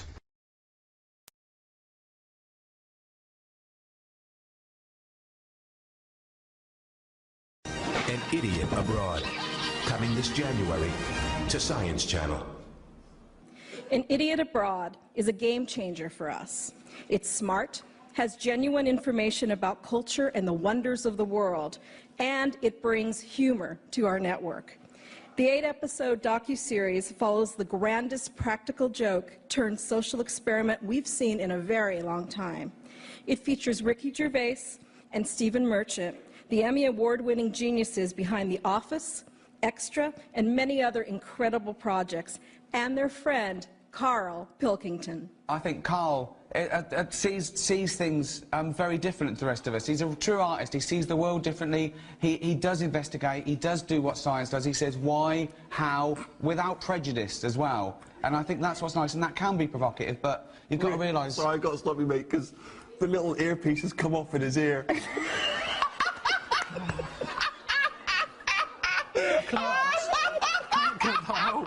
can't get it out. He's scarified. He's terrifying people. Oh my God! It has come out. All right, don't panic. Calm down. Calm down. So, can you hear us, or is it still in there, or is it? It's stuck in there. But can you hear us? Can we get some tweezers? I can hear it. Can you hear it? Yeah. Okay, right. This happened once. He went to the shops and he with it, and he had an earbud sticking out, and he didn't know till he got home and looked in the mirror. He'd been shopping with an earbud. Just. So there's the science. How does this man function, for Christ's sake? That's the science. You got it. It's all right. We're okay. It's out. For Karl, just to follow up on that, I mean, I know these guys, like, they're your mates and stuff, but don't you get sick of them calling you a moron? Yeah.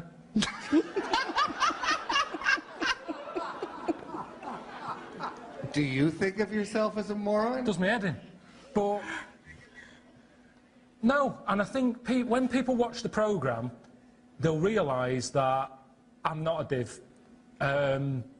They'll see themselves in me, I think. Most normal people who, you know, aren't travellers and go to foreign places and stuff, it is a shock to the system. And I think they'll see themselves in me. But it does get on my nerves with, you know, they're always annoying me. And I know people always sort of say, oh, it must be great being mates with Ricky. But it isn't. I'll tell you what it's like. It's like when you get a dog and it seems like a good idea at the time, doesn't it? You go, oh, it'd be great to have a dog around the house, and then you realise it's a pain in the arse and it's shitting everywhere. But everyone's going, oh, what a cute dog. The people who come round love that dog, but they don't know what it's like, the ins and outs of having that dog. And that's what it's like having him as a mate. So he was kidnapped. Without realising, two men appeared, put a bag over his head and dragged him into the back of a van. That was a highlight for you, wasn't it? Yeah. And he thought it was real. And it's one of the funniest 2 minutes of television I've ever been involved in. He was honestly terrified. Thoughts, Karl? I was properly terrified. I was talking about it today. I was aware that I had a heart. Do you know, like when you get stressed out, your heart beats harder than it normally does. I could feel it in my head. And I'm not sort of an adrenaline junkie. I'm not the sort of person who likes danger. I don't do bungee jumping, skateboarding. What else? You don't do anything. No, I don't need that sort of danger in my life. So to suddenly be sort of being battered and a bag over the head, chucked in the back of a van and that, I think it's probably the scariest I've ever been. Your day isn't an average day. What you do isn't an average day. You don't do anything normal. It annoys you when you call me and I'm at home doing DIY or whatever, but that is a normal life. Right. And I don't think you live in the real world, really. Because that's not my job. Plumbing and tiling and grouting, and I called him once and he had his hand down a drain, just covered in shit and pubic hair. He was loving it. Okay, why am I going to go, ooh, got any drains blocked, right? I earn more than a drain cleaner, so why would I do it myself when I can hire a drain cleaner? He's embarrassed by doing this. I love him, I love his attitude, he's great. I can't believe we found this man who is never going to be touched and ruined by fame, right? It's not even about that. What? I don't understand why you're happy to hand over a load of money when it's something you can do yourself. It doesn't matter how much you earn. Because I'm busy, I'm doing this. You're not busy all the time. I've seen you leave the office with him at 3:30, but you'd still get someone in to clear the shit out of your brains.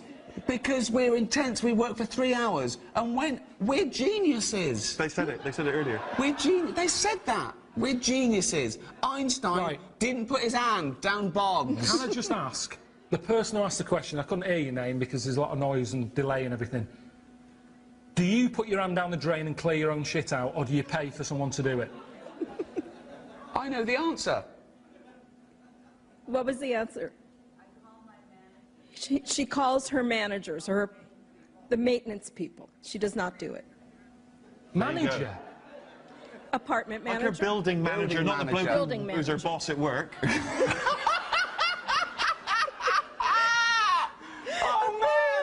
Okay, That's amazing! That's the science right here. How does it function? How has it lived for 38 years? We don't know. Let's ask science. For Karl, Karl, if they're going to see you as sort of a lovable moron, how would you describe Stephen and Ricky? Are you the real brains of this operation? Or? I've always described Steve as weird. That hasn't changed in the 7 years I've known you. What? Why is he weird? It's just when I first met you, the look of you. There's no point, you know that, I've told you time and time again, it was just a shock. The height, it didn't help because you're next to something that's smaller than norm anyway. So you two came in, it was a shock. I've got used to it now. If I don't see you for a few weeks now and again, I sort of go, bloody hell. But I've got used to it. But I'd say strange is the description for Steve. With Ricky, I kind of think like an iron lung. that I sort of need him, but I wish I didn't.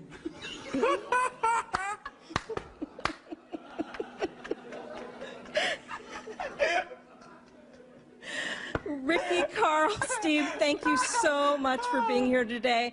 An Idiot Abroad, coming this January to Science Channel. Went and did the podcast. We had a meeting after. I don't like meetings as I can't keep focused on what people are talking about. I think Ricky has the same problem as after 25 minutes he was trying to wrestle me. I tried to do what spiders do and stayed still as if I was dead. But Ricky just stayed on top of me, not moving. A bit like when you see one of them big snakes swallowing a sheep. Ricky got bored and released me. I went home thinking, why had I left my old job for this? A homeless man asked me for some money, but I didn't feel like I should treat him as I felt that he'd probably had a better day than me. Oh, God. Suzanne called me to say she'd gone for a haircut and that she'd meet me in the supermarket. I went to the supermarket, but she wasn't there. I called her and she said she was near the fruit aisle. I went to the fruit aisle and she wasn't there. Turns out she was in a different supermarket on the other side of town. And that if I'd listened to her properly, I'd have known that. I didn't want to say that Well, you just went to the first supermarket you thought of, as opposed to listening to what supermarket... I'm in the supermarket. All right, bye. I didn't want to say that I hadn't heard her properly, because my ears were ringing a bit from the wrestling from earlier. 25 minutes later, I met up with Suzanne. Her haircut wasn't that bad. Normally her haircuts are followed by an argument between us as she pays over the odds for some daft haircut that's the latest style. Brilliant. I wish she'd take a picture out of a magazine or ask for a style rather than letting the hairdresser do what she wants. I said I only tell her to do this as she's got a square head and a close-cut hairdo makes it look squarer. She said, what do you think of this cut? I said it looked alright, as I couldn't be bothered arguing about it. It's weird writing a diary. I don't know who thought of doing one of these first. The last time I did one was at school. They used to get you to do it so they could keep an eye on whatever you were up to. My diary used to say the same thing every night. Got home, went to the shop to get potatoes, bread, milk. Went home, watched telly, went to bed. I think I might have gone to Twiggy's Dance Club just so I had something different to write. You've not told us about Twiggy's Dance Club. It's just, you know, I sort of, when I was a kid, I sort of gave everything a bit of a go. I did boxing and that, didn't I? Gave that a go. For about 45 minutes. And, yeah, a mate sort of said, oh, you know, you're into your dancing, your robotics and that, you're doing your body popping, right, body popping and that. He said, you ought to come to Twiggy's. And I went there, but I didn't go in, it was shut. They were just having, like, loads of toilet rolls delivered. I think, like, they were, like, using it as a storage place for toilet rolls and that, so I said, oh, I've come to have a dance, and like, oh, not tonight, come back tomorrow. I never went back. Brilliant. Next. What a waste of an anecdote. Right. Brilliant. Just to recap, you're convinced then that the teachers are asking you to keep diaries so they can keep tabs on you. And then to continue the diary. As there were more problems happening on the estate, they started to add Saturday and Sundays to the school diary to keep an eye on what we were doing at the weekend. I struggled to fill it on a Sunday, as the shop I got potatoes and bread from was shut on a Sunday. I had to go over to Shepherd's Bush to meet someone. I got the tube. There was a badly burnt man on the tube. It's amazing how the body can continue through quite a lot of bad stuff. It got me thinking about how much stuff you could remove in your body, one by one, without dying. If it was a competition, the cockroach would win, as it can live for a week without a head. I just mean, like, say if, you know, they're running out of ideas for TV programmes and that, right? They get someone who isn't well. They go, look, do you mind if we make a programme on you? And what they do, they sit them in the bed, and they go, right, what we're going to do now is take out the heart, but replace it with a pacemaker. Right, No. Sorry, people with pacemakers don't have their heart taken out and a pacemaker popped in. All right, then. Some sort of machine. What I'm getting to is... Have you been playing Operation? What I mean is the big finale would just be a head chatting with loads of wires going into it, and it's like, look what we can do with science. That's what the programme's called. It's the same every week. The volunteer is just a head with loads of wires coming out of it. Look what we can do with science. And he's going, goodbye. Oh, I feel ill. Got some post delivered to me today. It was... Oh, this is great. This makes it in the diary. Got some post delivered to me today. It was addressed to Mr. Dilkington.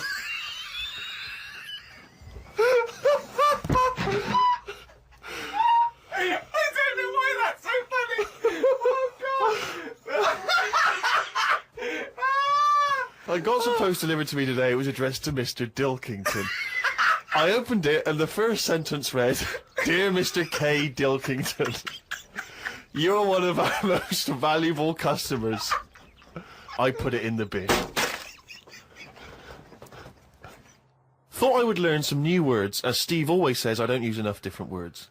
I read in the Fortean Times that the word whew means an ugly female ghost with drooping breasts. What do you mean? Is that how am I pronouncing that right? Who's using that word? Who is using that word? It was just W-E-W-E. Let's call it a woo. An ugly female ghost with drooping breasts. I think I'm right when I say there are too many words in the world. I don't think I will ever get round to using the word woo. Watched a health programme. Wasn't watching it properly, but heard some doctors say that we only get so many heartbeats in a lifetime, so don't do too much exercise. I told Suzanne, and she said I probably hadn't heard it right. We got talking about death. Suzanne said she didn't like thinking about it. I said she might end up being a woo. I was chuffed as I'd managed to use my new word. I went to the supermarket to get tonight's tea. On the way, I stopped and looked in the fishmongers at all the different fish they had in the window. It's like a child in one of those kids' TV shows. I know! Mr. Pilkington went to the fishmonger. He stopped and looked at all the fish in the window. Hello, Mr. Dilkington, they said. There was a newspaper clipping stuck on the glass about a two-headed fish that they've made in Taiwan. I don't see the point in doing this, as a fish having two heads ain't going to solve the world's hunger problems, as the head is the bit you throw away. Invent a fish with two bodies, and I'd say well done. Good point, isn't it? Suzanne watched one of her favourite TV programmes. I've told her the telly only goes on if there's something she wants to watch. If there's nothing on, she has to talk to me about stuff I've learnt. Like Descartes. Watched a programme on him the other day. He is the one who said something like, I know I'm about 'cause I dream. Doesn't work for everything, 'cause ants don't sleep. I don't know if I'd like that or not. You don't know if you would like it if you didn't ever Not sleep. sleeping. It's just one long day. I don't know. Don't know how you put up with that. Do you think it'd be a good idea? No. Why not? Because, as you said, it would get a bit boring. You know, your sleep is your rest, your time off. It helps you detoxify. It helps you sort of think things through on a subconscious level. You know, But don't you ever get it where, I mean, sometimes it's brilliant to have a sleep when you're tired, but don't you sometimes feel that's like... the best time to have a sleep, when you're tired. No, but sometimes when you go to bed and you're not that tired and you're kind of thinking, oh, I'm going to waste some hours of my life now and I'm not really in the mood for this. Well, that's just wishing you had longer on this earth doing creative things.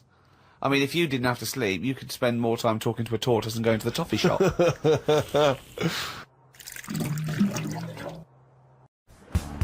At the radio station, Hammond dragged us straight into a planning meeting with the show's rather nervous-looking producers. Fill this in. So if we come out at the top of the hour here, you've got news, and then you've got sport, and then you've got weather. Hold on a minute, it just says story there. What story? So these are items throughout your programme. Yeah, so we've got to think of things to talk about. On the day we did this show, there was certainly no shortage of material. John Prescott, for instance, had been caught with his trousers down. Is this not the single most amazing story ever? And Charles Clarke had lost 1,000 immigrants. So what did James think would most interest the listeners? Because when you're at the jet wash, should the bonger go off halfway through the cycle or at the end? Also, the show was going out live, which could be a problem, given the loose connection between Jeremy's brain and mouth. Right, the average weekly audience is about 250 to 300,000. Not all of them are in invalid carriages. Oh. Get this idea out of your head, please. You said invalid carriages. Well, what's the weather? You will make sure he doesn't say things like that this afternoon. What? Right, now I want you to show me how I can solve this 8-foot gorilla. What do you suggest I do? The meeting rambled on for ages, during which time nothing got sorted. The idea of reading the news butt naked. Almost. And then, with just over an hour to go... I still don't understand any of this. So, at 2:15 and 2:45, there are the headlines that James can read. With half an hour to go, Jeremy suddenly announced, worryingly, that he'd been working on a plan. Tonight, there won't be a single queue or jam in this region because I'm doing the travel on this show. With 0 hour fast approaching, even Jeremy got busy. Got it. As I acquainted myself with the studio, James set about mastering some of the station's other technical equipment. With just a few minutes to go, 250,000 Southern Counties listeners were starting their journeys home. Richard, where's the turntable? Brought the records. Jeremy, there is no turntable. It's 2006. And they were all expecting their usual slick and helpful drive time show. You've got your interview first, haven't you, as well? Who? What? What interview? You've got, oh my God, that's me. I haven't got the... No, James, you can't just nick I've got those... MacArthur. We were primed and ready. BBC Southern Counties Radio.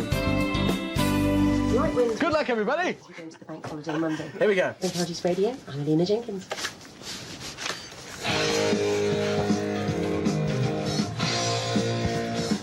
That shouldn't have happened. I'm going to fade it out, and then you're going to talk.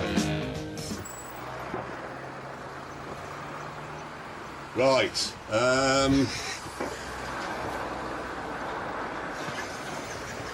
Is that it? Is that your intro? Can I just say good afternoon? This is still BBC Southern Counties Radio. And We weren't what you'd call slick. Can I do the weather? Yeah. I've lost it. Have you got the headlines? Yeah. I've got them. Yeah. No, you do them. I haven't got any headlines. And the jingles Richard had brought along were dreadful. So you think of this one, lads? It's great. I've been driving in my car, listening to Jeremy Clarkson. How much did you spend making those? £5 a pop. No matter, we would redeem ourselves with my new, brilliant and extremely complicated traffic system. What I've done here is I've fixed up a link between the Highways Agency's headquarters in Godstone in Surrey, so I can see all the traffic cameras from all the motorways in the region. Now what's happening is we've got an outside broadcast truck at Godstone. It's firing its signal up to a satellite 22,000 miles in space, back down to White City in London. They're firing down to a switching station in Tunbridge Wells, and here we are in the studio looking, and if I can swing the camera around now, we can get it off the main pictures. I can even zoom in. With full control of the cameras, Jeremy could reveal his big plan. Instead of telling you where the traffic jams are, I am going to give you the registration number of the car that has caused them. So, he's not just reporting on the traffic, he's bossing it about. Brave. Now, who's this for coming down in a Volkswagen van? You're leaving a 200-yard gap there. Now, close up. While Jeremy was shouting at the traffic, James and I were getting to grips with the music. No, don't tell me. As promised earlier, it is Wang Chung and Dancehall Days. Oh, you sprung that on me, rather. Do you want to do that again, James? As promised earlier, it's Wang Chung and Dancehall Days. Maybe just once more for me, mate. Just play something else. Oh, all right. Oh, it's right. Yeah. He's no idea. Yeah, you see. I'd just like to apologise. BBC Southern Counties Radio Travel. Hello, is that me? That was slick. It was time for another of Jeremy's rubbish travel reports. Oh no, look at that! Somebody, here we go. Somebody in a, it seems to be a Land Rover Discovery has jackknifed while carrying a trailer. No, it's a 4x4, it's a good job it was, that's why he's still alive. Lucky you didn't listen to the Liberal Democrats on that one. The two outer lanes of the motorway, please get out of them, because they're blocked by an idiot in a Mitsubishi who's managed to crash into his own trailer. And people are moving over far too soon, which means that the motorway network is not being fully utilised. We paid for it, drive right up to the crash, use it, and then get your window down and tell the man exactly what you think of his driving. Precisely. Oh no, what we've got here is a travel flash, actually. My thanks to Janice. She tells us that in Dorking High Street, a caravan has come adrift of the car blocking one lane. The police are in attendance. Police, are you armed? I hope they are. They could take it out and just shoot the drivers. Thank you very much. That's the travel with Jeremy Clarkson. Even we could see the show was pretty bad. But then it got worse. Hammond mistimed a trip to the loo, and while he was in there, a song finished. Hello? Is there somebody there? Is anybody there? Hello? Come on! Oh. Then I forgot I was going out live. Well, he's ginger and he's Welsh. Okay. And then we upset the station's sports reporter. 204 for 9, the latest score. Karl Hopkinson 45. Rana is 26 not out. 3 wickets apiece for Dominic Thornley and Sean Irvine. As for Surrey, they're going much... That happens. 53 for 3, is that good? I don't understand. They've scored 253 runs and they've lost 3 wickets, sir. It is cricket. It's a game that's been played in this country for about 300 years. What, the same why game? don't you get the Observer's Book of Cricket, which will tell you all of the regulations that you need to know, and then you'll be okay. Well, now... I'm sorry. Worse still, my traffic system really wasn't working out as planned. The cameras were not able to give enough detail, so my reports were becoming a little vague. Jeremy, go. It's all completely hopeless. Everywhere I can see people in Astras, M25, Godstone's jammed up at Junction 6, Barrow Green. Don't use it. Don't use it. Stay at work, be productive, and buy a helicopter. It's not particularly helpful what you're telling them there. No. I therefore decided to personalise my reports. Hello there. Hello, how are you? Bit fed up as I can't work out whether I'm supposed to be turning off the M25 or not. We're trying to get home tonight. Where are you? So you're going... I'm going anti-clockwise. Anti-clockwise. You, my son, have had it. Oh, thanks a lot. I'm screwing it up. With the traffic system ruined, we were running out of things to say. Which is, if you use a jet wash, should the bonger on each cycle go off at the end of the cycle or in the middle? If the bonger goes off at the end of the foamy brush cycle and you've only done the bonnet, you've had it. The switchboard began to light up with angry listeners, one of whom was called Mrs. Smith. Mrs. Smith. Hello, Mrs. Smith. I came home from work at 5 o'clock, and what a load of rubbish this is, and I think it's absolutely dreadful. I've been an avid listener to Southern Counties for a number of years. For God's sake, bring back Dominic Busby and all the rest of them. Yeah. It's all a load of rubbish. Thank you and good night. With the locals ready to lynch us, we decided to get out early. This is a 9-minute song. By the time it's over, our show's over. We could. Do you want to walk through Brighton after the show we just did? I've got the car round the back. So, by the time this is over, we can do it. No, just back. Down the back stairs. Sorry, down the stairs. Yeah, right. I'm going. Sorry. MacArthur's Park is melting in the dark.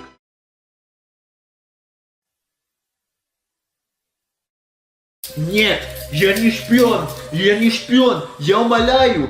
Oh, hey, look at you there. Do you want to speak Russian like me? Send me all your money. Всем привет и добро пожаловать на мой канал. I'm an American and it is time to learn the Russian alphabet. This here is a normal American A. It makes the ah sound like ah, and the Russians stole this from the American language. This is a pregnant soap dispenser. It's pregnant with bubbles, so when you use it, it makes the b sound, b for bubbles. So this one must be a B as well, right? No, this is a V. Russians copied our homework and changed it just a little bit so that they would not get caught by the teachers. But you can't fool a smart American patriot. Я слишком умный. This is a non-pregnant soap dispenser. Since it's not pregnant, it will not have a baby saying goo goo gaga. This makes the G sound like in goo goo gaga. This crab-looking abomination scares the living shit out of me. For some reason that only Satan can grasp, this makes the D sound like da-da-da-da-da-da-da-da. This looks like an E. E stands for egg. Now picture a chicken laying an egg. Seriously, think of a chicken pooping an egg out. What sound does it make when it comes out? You're right. Yeah. This makes the yeah sound. Now the E has eyes on it. This represents you watching the chicken lay an egg with your eyes. What would you say the moment the egg comes out? You got it. Yo boy.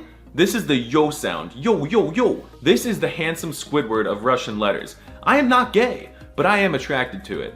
It makes the zh sound like zh, just like in the gorgeous language of French, zh. This is literally the number 3. This must have been a glitch that the developers accidentally left in during an update back in the day. This makes the Z sound like z. This is a backwards N. More proof that they ripped off the American alphabet and only changed a few minor things. This makes the E sound like E. And this right here is a backwards N with a really sexy unibrow on it. I swear I'm straight, I think. This makes a Y sound like at the end of boy. You know what I mean? This is just a K sound stolen from us again! Блин, это наша американская буква, блядь. And it sounds like K. K. If you look really hard at this one, it kinda looks like an elephant with its trunk out on the left. What do elephants do for fun? You're right, they lick things. Lick. Makes the L sound. This makes the M sound. M for monolingual beta, which you won't be once you learn Russian. This right here is my least favorite letter. It looks exactly like an H, but it's pronounced like an N. It confuses me, and now I sometimes pronounce H's as N's in American. I get really weird looks at Pizza Hut. This letter is why I have trust issues. Yes, it is technically an O sound, but sometimes it's an A sound for no reason. You just have to accept that you're absolutely with this one. This looks like a porta potty. You know one of those bathrooms you find at a concert or something? It makes the P sound This is an R sound. R. The leg on it that would have made it an R ran away. You get it? This is a heterosexual or homosexual C. In American, the C is bisexual, since it can make a hard k sound or a soft S sound. In Russian, it's either just straight or gay, since it only makes the soft s sound. This is boring as shit. It's literally just a T. This letter is a weeaboo. This makes the oo sound like in oo. Just picture it at an anime convention saying oo. This makes the F sound, fa. The F stands for holy frick! Why is there a stick stabbing the circle? For some odd reason, this makes an H sound, which is kinda harsh but not too harsh, like хорошо. If you saw my last Arabic vid, you know I suck at H sounds in every language. This alien looking thing kind of freaks me out. It's like a glass of milk that grew a little leg. It makes the TS sound like t. I don't know what's with them and making numbers into letters, but this is literally just a 4. It makes the ch sound like ch-ch-ch-chia. Shut up, пожалуйста. Shut up, sh. This makes the deep sh sound. This is the same thing as the last one, but it has a little pinky sticking out, so you know it's a bit more elegant. This is sh. It's less deep and more elegant than the sh. I think. I kinda suck. This is literally 2 letters. I don't know how they got away with this, but this is the ooy sound. Just kidding, it's the E sound, but I like to exaggerate.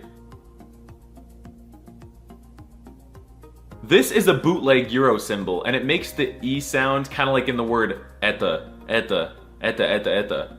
This looks like a fish, and you know what else looks like a fish? You look like a fish. It makes the U sound. This blatant disrespect for the American R is actually the ya sound. Ya.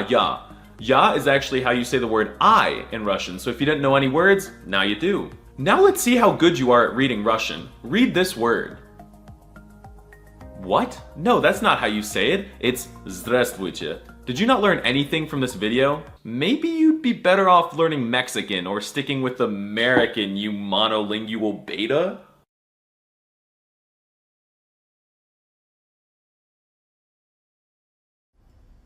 Hi, I'm Ricky Gervais, with me Stephen Merchant. Hello. And the little round-headed buffoon, that is Karl Pilkington. We're here to ask you to donate generously to Comic Relief. Karl, thoughts? Good cause? I don't want to put it down, but no, it's just every year. If I was watching this at home, it's kind of like, here we go again. That's all I'm saying. Right. If you want to give. If my dad's watching this at home now, he'll go home. It's not tonight, is it? He hates tonight. My mum gets annoyed because EastEnders isn't on. It changes the schedule. I don't like it when I see, you know, JLS sat in a tub of beans going, call up. Makes no difference. I've made my mind up. It annoys me that they're sat in beans. There's people going hungry across the world. They're sat in God knows how many tins that is. It just seems a waste. Right. But you think the cause is a good one? But it's every year. So I think people sort of go, oh, not again. How many times, if you had a mate who kept saying to you, you couldn't lend us a tenner, could you? How many times do you go, right, okay, this is the last time. We keep giving you money every year. Right. And each year you come back again with your hand out. How long are we going to keep doing this? That's what you feel about Richard Curtis, who's behind Comic Relief. Well, Richard Curtis, I never see him doing the bad stuff. He's never out there, is he? He gets all his mates to do it. Look at this I've arranged. Meanwhile, he's at home. I've never seen him in the thick of it. No. Lenny Henry, he's out there all the time. Yeah. You know, he's good. But Curtis, I bet people at home watching this haven't got a clue about Richard Curtis. And yet he's the one who's going to get the knighted. Is he? Well, definitely. Inevitably, yeah. Definitely. I'd love it to mean something these days. I go, well, you've made a Knight of the Realm. And he goes, oh, brilliant. And I go, right, here's the suit of armour. Get on that horse. We're fighting the French. Let's see his face then. Yeah. Straight back onto Lenny Henry again.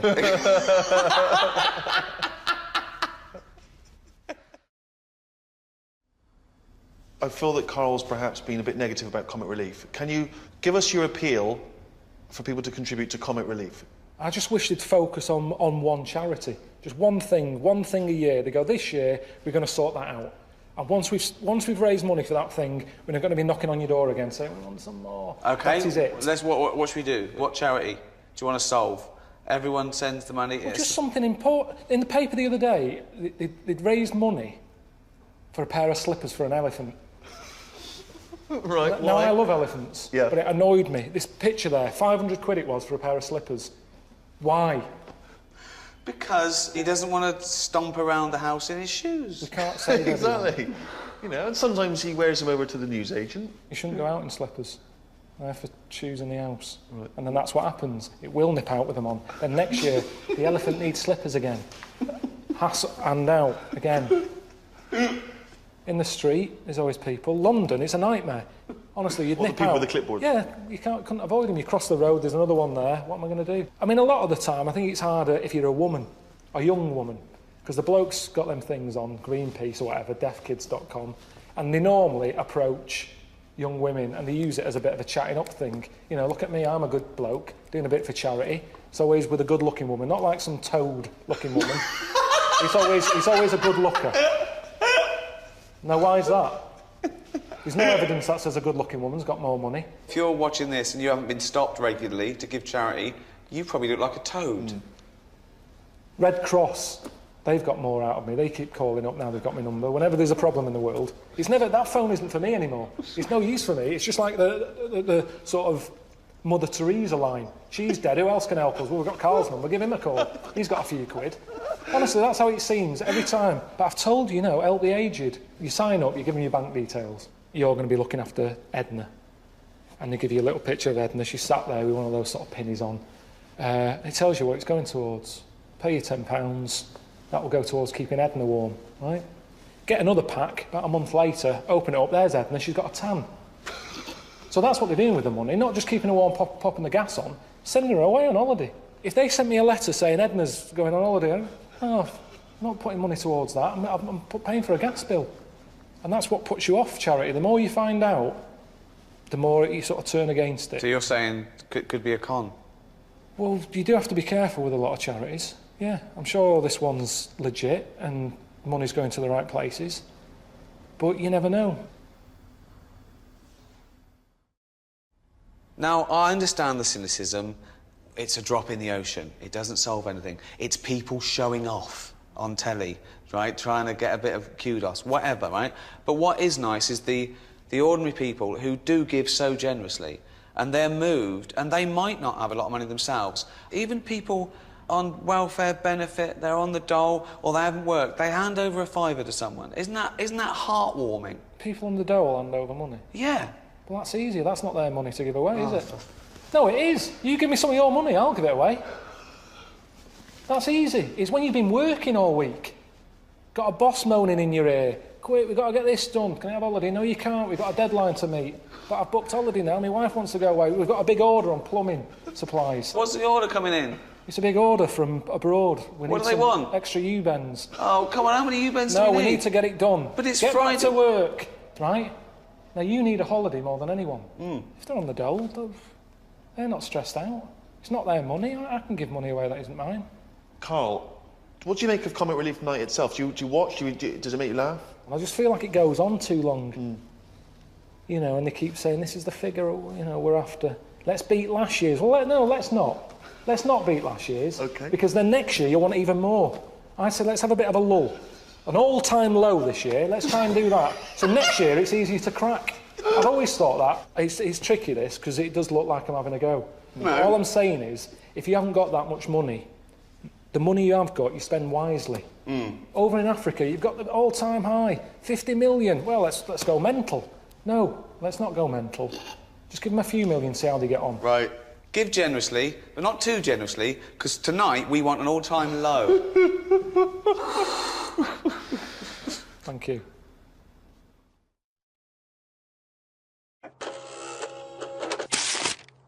But anyway, talking of emails and that, right?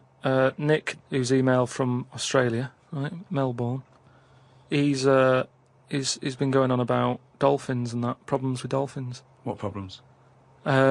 He's just saying when that wind happened, there was like a bad wind thing going on. Hold on, wait a minute. What bad wind? In America, they had that Hurricane Katrina. Yeah. Right. And there was like a little bay with dolphins in it, and that, with all guns on them and stuff. What? Whoa. Because they use dolphins, don't they? They say they're an intelligent animal and stuff. Yeah. and they've got them all like, you know, they've all had the training. They're all like ready for battle and stuff. Right. Got like rifles on them. What do you mean rifles? How can they hold a rifle? How can they hold a rifle? No, it's sort of on a strap and that. What do you mean it's on a strap? I don't know what they kit them out with, but they're just ready for war. What are you talking about? Listen, though, that isn't the point. Don't worry about it. Oh, we leave that one, do we? That's not the point, so let's leave it. So they're swimming about. Yeah, with rifles and berets. Whatever they've got on. Yeah. Right, ready for battle and stuff. Yeah, ready for battle, yeah. The wind comes in. The wind comes in. Hurricane Katrina. Makes a wave and that. They get out of the little bay. Yeah. Still all kitted out with all the, you know, weapons. You're talking bollocks. Steve, do you want to look at the email, Well, there's no way. There's loads of dolphins now swimming round, kitted out with guns and that, with a strap. How can a dolphin hold a... Again, you've been watching Planet of the Apes. Oh, he's trying to talk to us. What's he saying? He's saying, go ahead, punk, make my day. Look, You're talking shit. It's just news to say if there's dolphins, you know, if you see a dolphin in that, don't go, oh, it's friendly, because there's some with weapons now. So I'm just reading it out on email. That'll cover it and that. So bollocks. Ho ho ho! Placebo in this picture on XFM 104.9. 8 minutes to go. Let's make it a good 8 minutes, and then we can all chill out. Yeah, enjoy the rest of the weekend. Play the jingle. Oh, chimpanzee, that monkey news. Excellent. A particularly aggressive jingle this week. Wow. Yeah, looking forward to this monkey news. Carl. Right. Come on. So, what's the name? What? We've done... Sorry, what? Brilliant. We've done a lot of monkeys who, like, got involved in crime and stuff. Yeah. Right? We had the one on the train station, nicking a bag. Yeah. We had the one who went into a bank. Who cares? Went into a bank and walked out with the money and stuff. Yes. Right? Didn't happen either. Next. But the thing is, you never sort of found out what happened to them. If they sort of got worse, got more involved into crime this and monkey stuff. news update. That would be amazing. Brilliant. What they found out in India is... Yeah. It's got a prison. It's just for monkeys. You mean wild animals? You mean a zoo? Yeah, a zoo or a kennel or something where it's been gone mental or something. No, it's a prison. Yeah, Prison. Is it? Does it have fraud cases? It's mainly sort of animals that are attacked things. It's mainly violence, I bet. That's my that and theft. Say it again. Stuff. Theft. Say it again. Theft. Say it again. Robbing. No, let's go back to that word. We're going to keep doing it. We've got 6 minutes. You're going to say the word right before you go to Hastings. Well, do you say it? No, because then you know how to say it.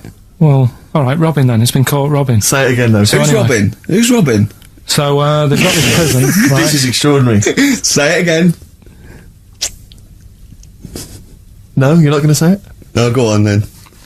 So they got a prison for them, right? And there's 11 of them in there, 11 monkeys. Right. That are in there for life. Because that's... I think there's one just got out on parole, right? No time off. But there's 11. I'll give you the bit of paper because I thought this was... Weird. You thought it was a bit weird. Now, Carl, what are they in there for then? Because, I mean, they're in there for life, so I'm assuming it's murder, is it? Premeditated murder? They're not crime bosses, are they? They're not...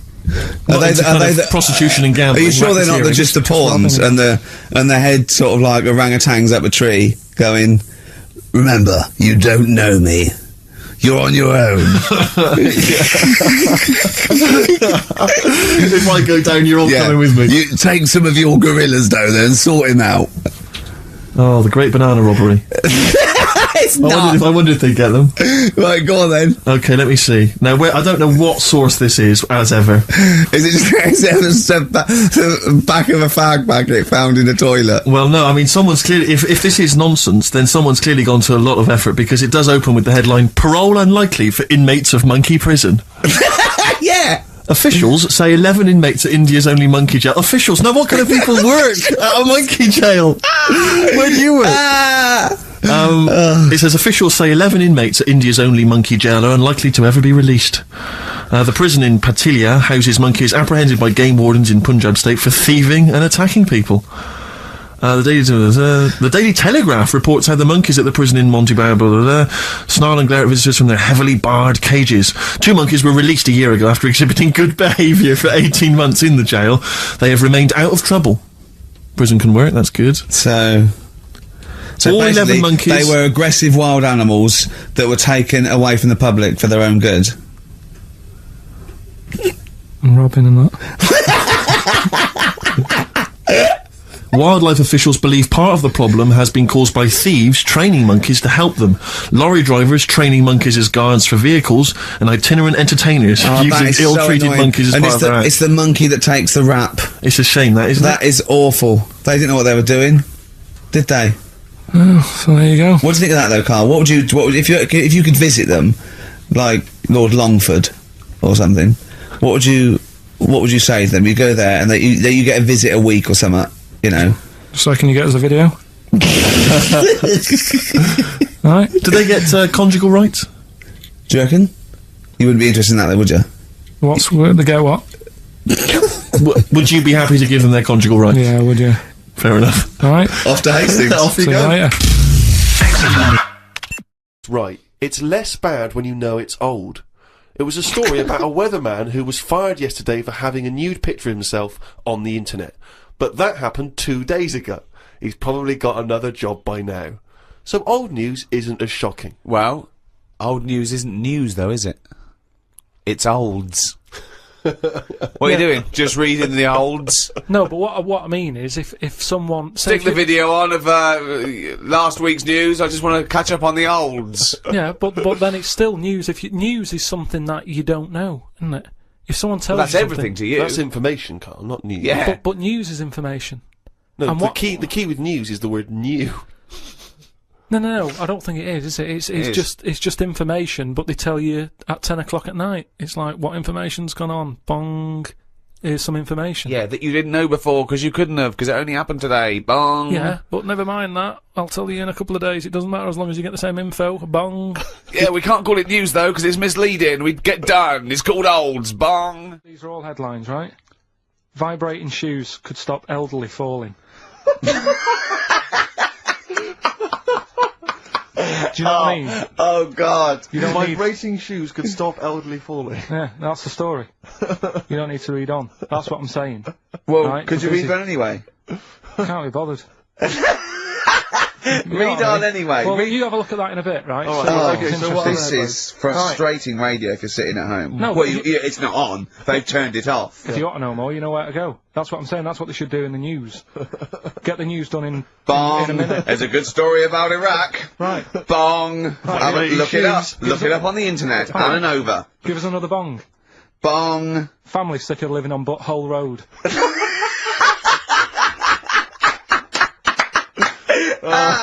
Oh, brilliant. Bong. Man wears same shoes for 60 years. Oh, bong. This isn't that good. Some fella pulls a train with his teeth. And in lighter news. I love that. Triple Donald. This is very good. And the last one, man fails to break clothes pegs on face record. She's always good. Well, that's the one I did read on about. I love that out of all those. That's the one he read on about. Go on then. Just Why is that news? He fails to make a record. So did I today. I know, yeah. I failed the long jump record today. Yeah. Didn't even take part. No, I was rubbish. Carl, come on. That was. Let's have some news. Let's do some proper radio. Have you? All your news comes from Ananover, doesn't it? What will Dr. Fox do about now at 2 o'clock? He'd do some amusing news. It's coming up for 2, and here is the news with Karl Pilkington. Well, like I said, it's just headlines and that. I don't bother reading on if I like the headline. And it's all from Ananover, not from a newspaper or... It's not made up or anything. These no, are okay then. Well, let's so. see. Okay, imagine Trevor McDonald doing this. These are real news headlines. Okay then. Well, they're real to Karl. Okay, here we go. And here is the news with Karl Pilkington. Bong. Man hid in wardrobe to avoid work. Yeah, good. Alright. Bong. Teenager gets stuck in washing machine. Bong. Dutchman has 2 right feet. Bong. Cow hit by train lands on farmer's wife.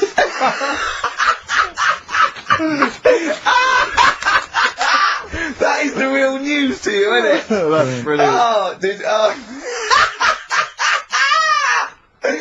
I was just thinking the cow flying through the air, and the wife's going, "Oh no, oh dear." Dutchman has 2 right feet. Yeah, he's having some operation or something, and What, they put the wrong foot on him? he's got 2 right feet or something. Well, maybe it was only a right foot that was available. Good dancer. Yeah. Oh dear. What Well, else? in real news. Actually, speaking of headlines. Oh, here we go. Okay, look. Yeah, imagine if Pilkington was on News at 10. Okay. We should just explain, you cannot be bothered to read an entire news story. You get everything you need from a headline, don't you? Well, I think it's enough. I think if they did... Well, the let's news- see if this is enough. Let's see Right, okay. if Trevor McDonald just read this on the News at 10, it'd be shorter and you get back to the football or whatever. There we go. And here is the news at 2:15 with Karl Pilkington. Bong. Man who walks backwards around lake falls in. Bong. Chinese woman eats dirt. Bong. Man lives in rubbish dump for 10 years. Brilliant. Bong. Czech family says they've got a rabbit with 3 knobs. Right? Right. Done. Sorry, can you just read a little bit more of the Czech family with 3 knobs?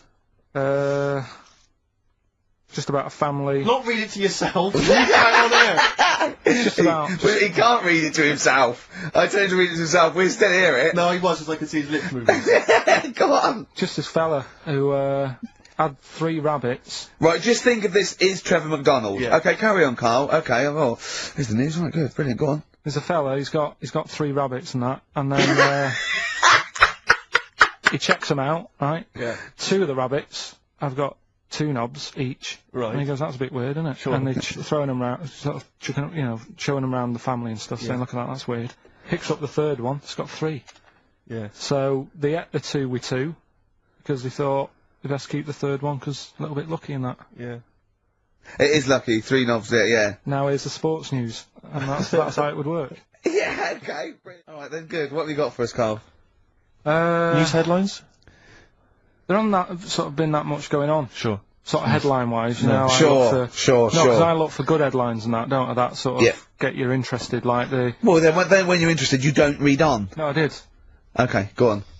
Like the one, do you know the one I read out a couple of weeks ago? That was, man lives in dump for 10 years. Right? I remember the Chinese woman eats dirt. Yeah, well... That was a cracker. Man lives in dump for 10 years. I read on with that one yesterday. Yeah. I found it in my bag because I took it home, so I'll read that when I get a minute. Yeah. Right? News. Imagine that. News. I might read last Thursday's Sun. Yeah. Just to catch up.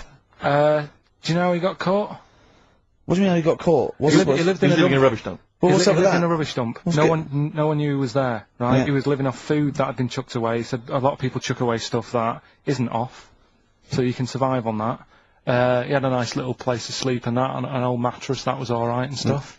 Got away with it for 10 years, until he decided to celebrate bonfire night with some fireworks. Can you believe that? Well, he's happy that the gunpowder plot was foiled, and the Guy Fawkes was beheaded, Anyway. thus saving our system of government. There's got to be a couple of news headlines, surely. Hold on, wait a minute. Bong. Pierce penis man off the hook. Bong. Man changed his name to Bubba Bubba Bubba Bubba. Bong. Dwarf to live in a glass box. Dwarf to live in a glass box. Yeah, it's meant to be art or something. It's not though, is it? What? Meant to be art? Why is, whose idea is this? Is art, or is someone hired a dwarf to live in their box? It's just a box, and he can even leave when he wants, apparently. He can, like, go, I'm hungry, I'm going for a walk, and he puts a little note. With his taming nurse, he might end up in 4 bits. So, just be careful. But to me, that's like that thing when I said to you about the woman in the jar. What woman in the jar? The woman in the jar, they go, oh, come and see the woman in a jar. Yeah, And then it turns out it's a big jar. So Yeah, it's it's a like, big well, jar. put me Yeah. in there as well then. Exactly. It's not Yeah. special. Yeah. And that's the same with him. It's a big box, he's a small fella. What's good about that? What do you want to do, though? To compress matter? But hang on, it's not a world record-breaking attempt, it's supposed to be art. No, what's art about that? Well, I don't... What's art about that? Oh. News, just news. Do you know I normally do the headlines and that? Yeah. Have we got any headlines? Not really, because there isn't that much going on. Isn't there? This is what annoyed me, though. There was something about a woman who's going up Everest on a bike. you know what I mean? And they were like, oh, brilliant. But I don't think that's that good. When someone's done it walking, Where would the woman who complained about you come in the years chart? That's that's the woman with the enormous head. Lest we forget. Yeah. She took offence to some of the comments you made on the show, and rightly so. I can understand. I was out of order, and, you know, so I'm sorry about that. Yeah, well, I'll just explain again that Karl, I mean, it's the Freak of the Week is sort of like more of a punchy catchphrase than a derogatory term, and Karl's fascination and childlike, I mean, I think we'd have to include Karl in the roundup. Yeah. I mean, he'd certainly be in the top 10. I think the fact that she didn't sort of pursue any official complaints means that, you know, she's a bigger person than you, Karl. Yeah, really, because, you know... Certainly, you know... Well, you know, so... Headways. She is. Karl, you're going to do some news stories, I think. Well, like I said, there hasn't been that much going on. There's a story about a fella who hasn't eaten for 70 years. Right. He hasn't eaten. Is that all? That's all the information you're going to give us? Yeah, hasn't eaten for 70 years. Hasn't had a drink, but he's all right. That's rubbish. Then next. It's not rubbish. Yeah, it is. Yeah. Next. Well, what is it? How is that? How is a man not eaten or drunk for 70 years? It's that thing, isn't it? Your belly gets used to it or something. Steve, has he misinterpreted it, or is it rubbish? Well, to be honest with you, it doesn't actually offer any explanation. It just says that that's what happened. Right, so that's rubbish. It doesn't go on to Next. anything else. A woman's had 6 organs transplanted.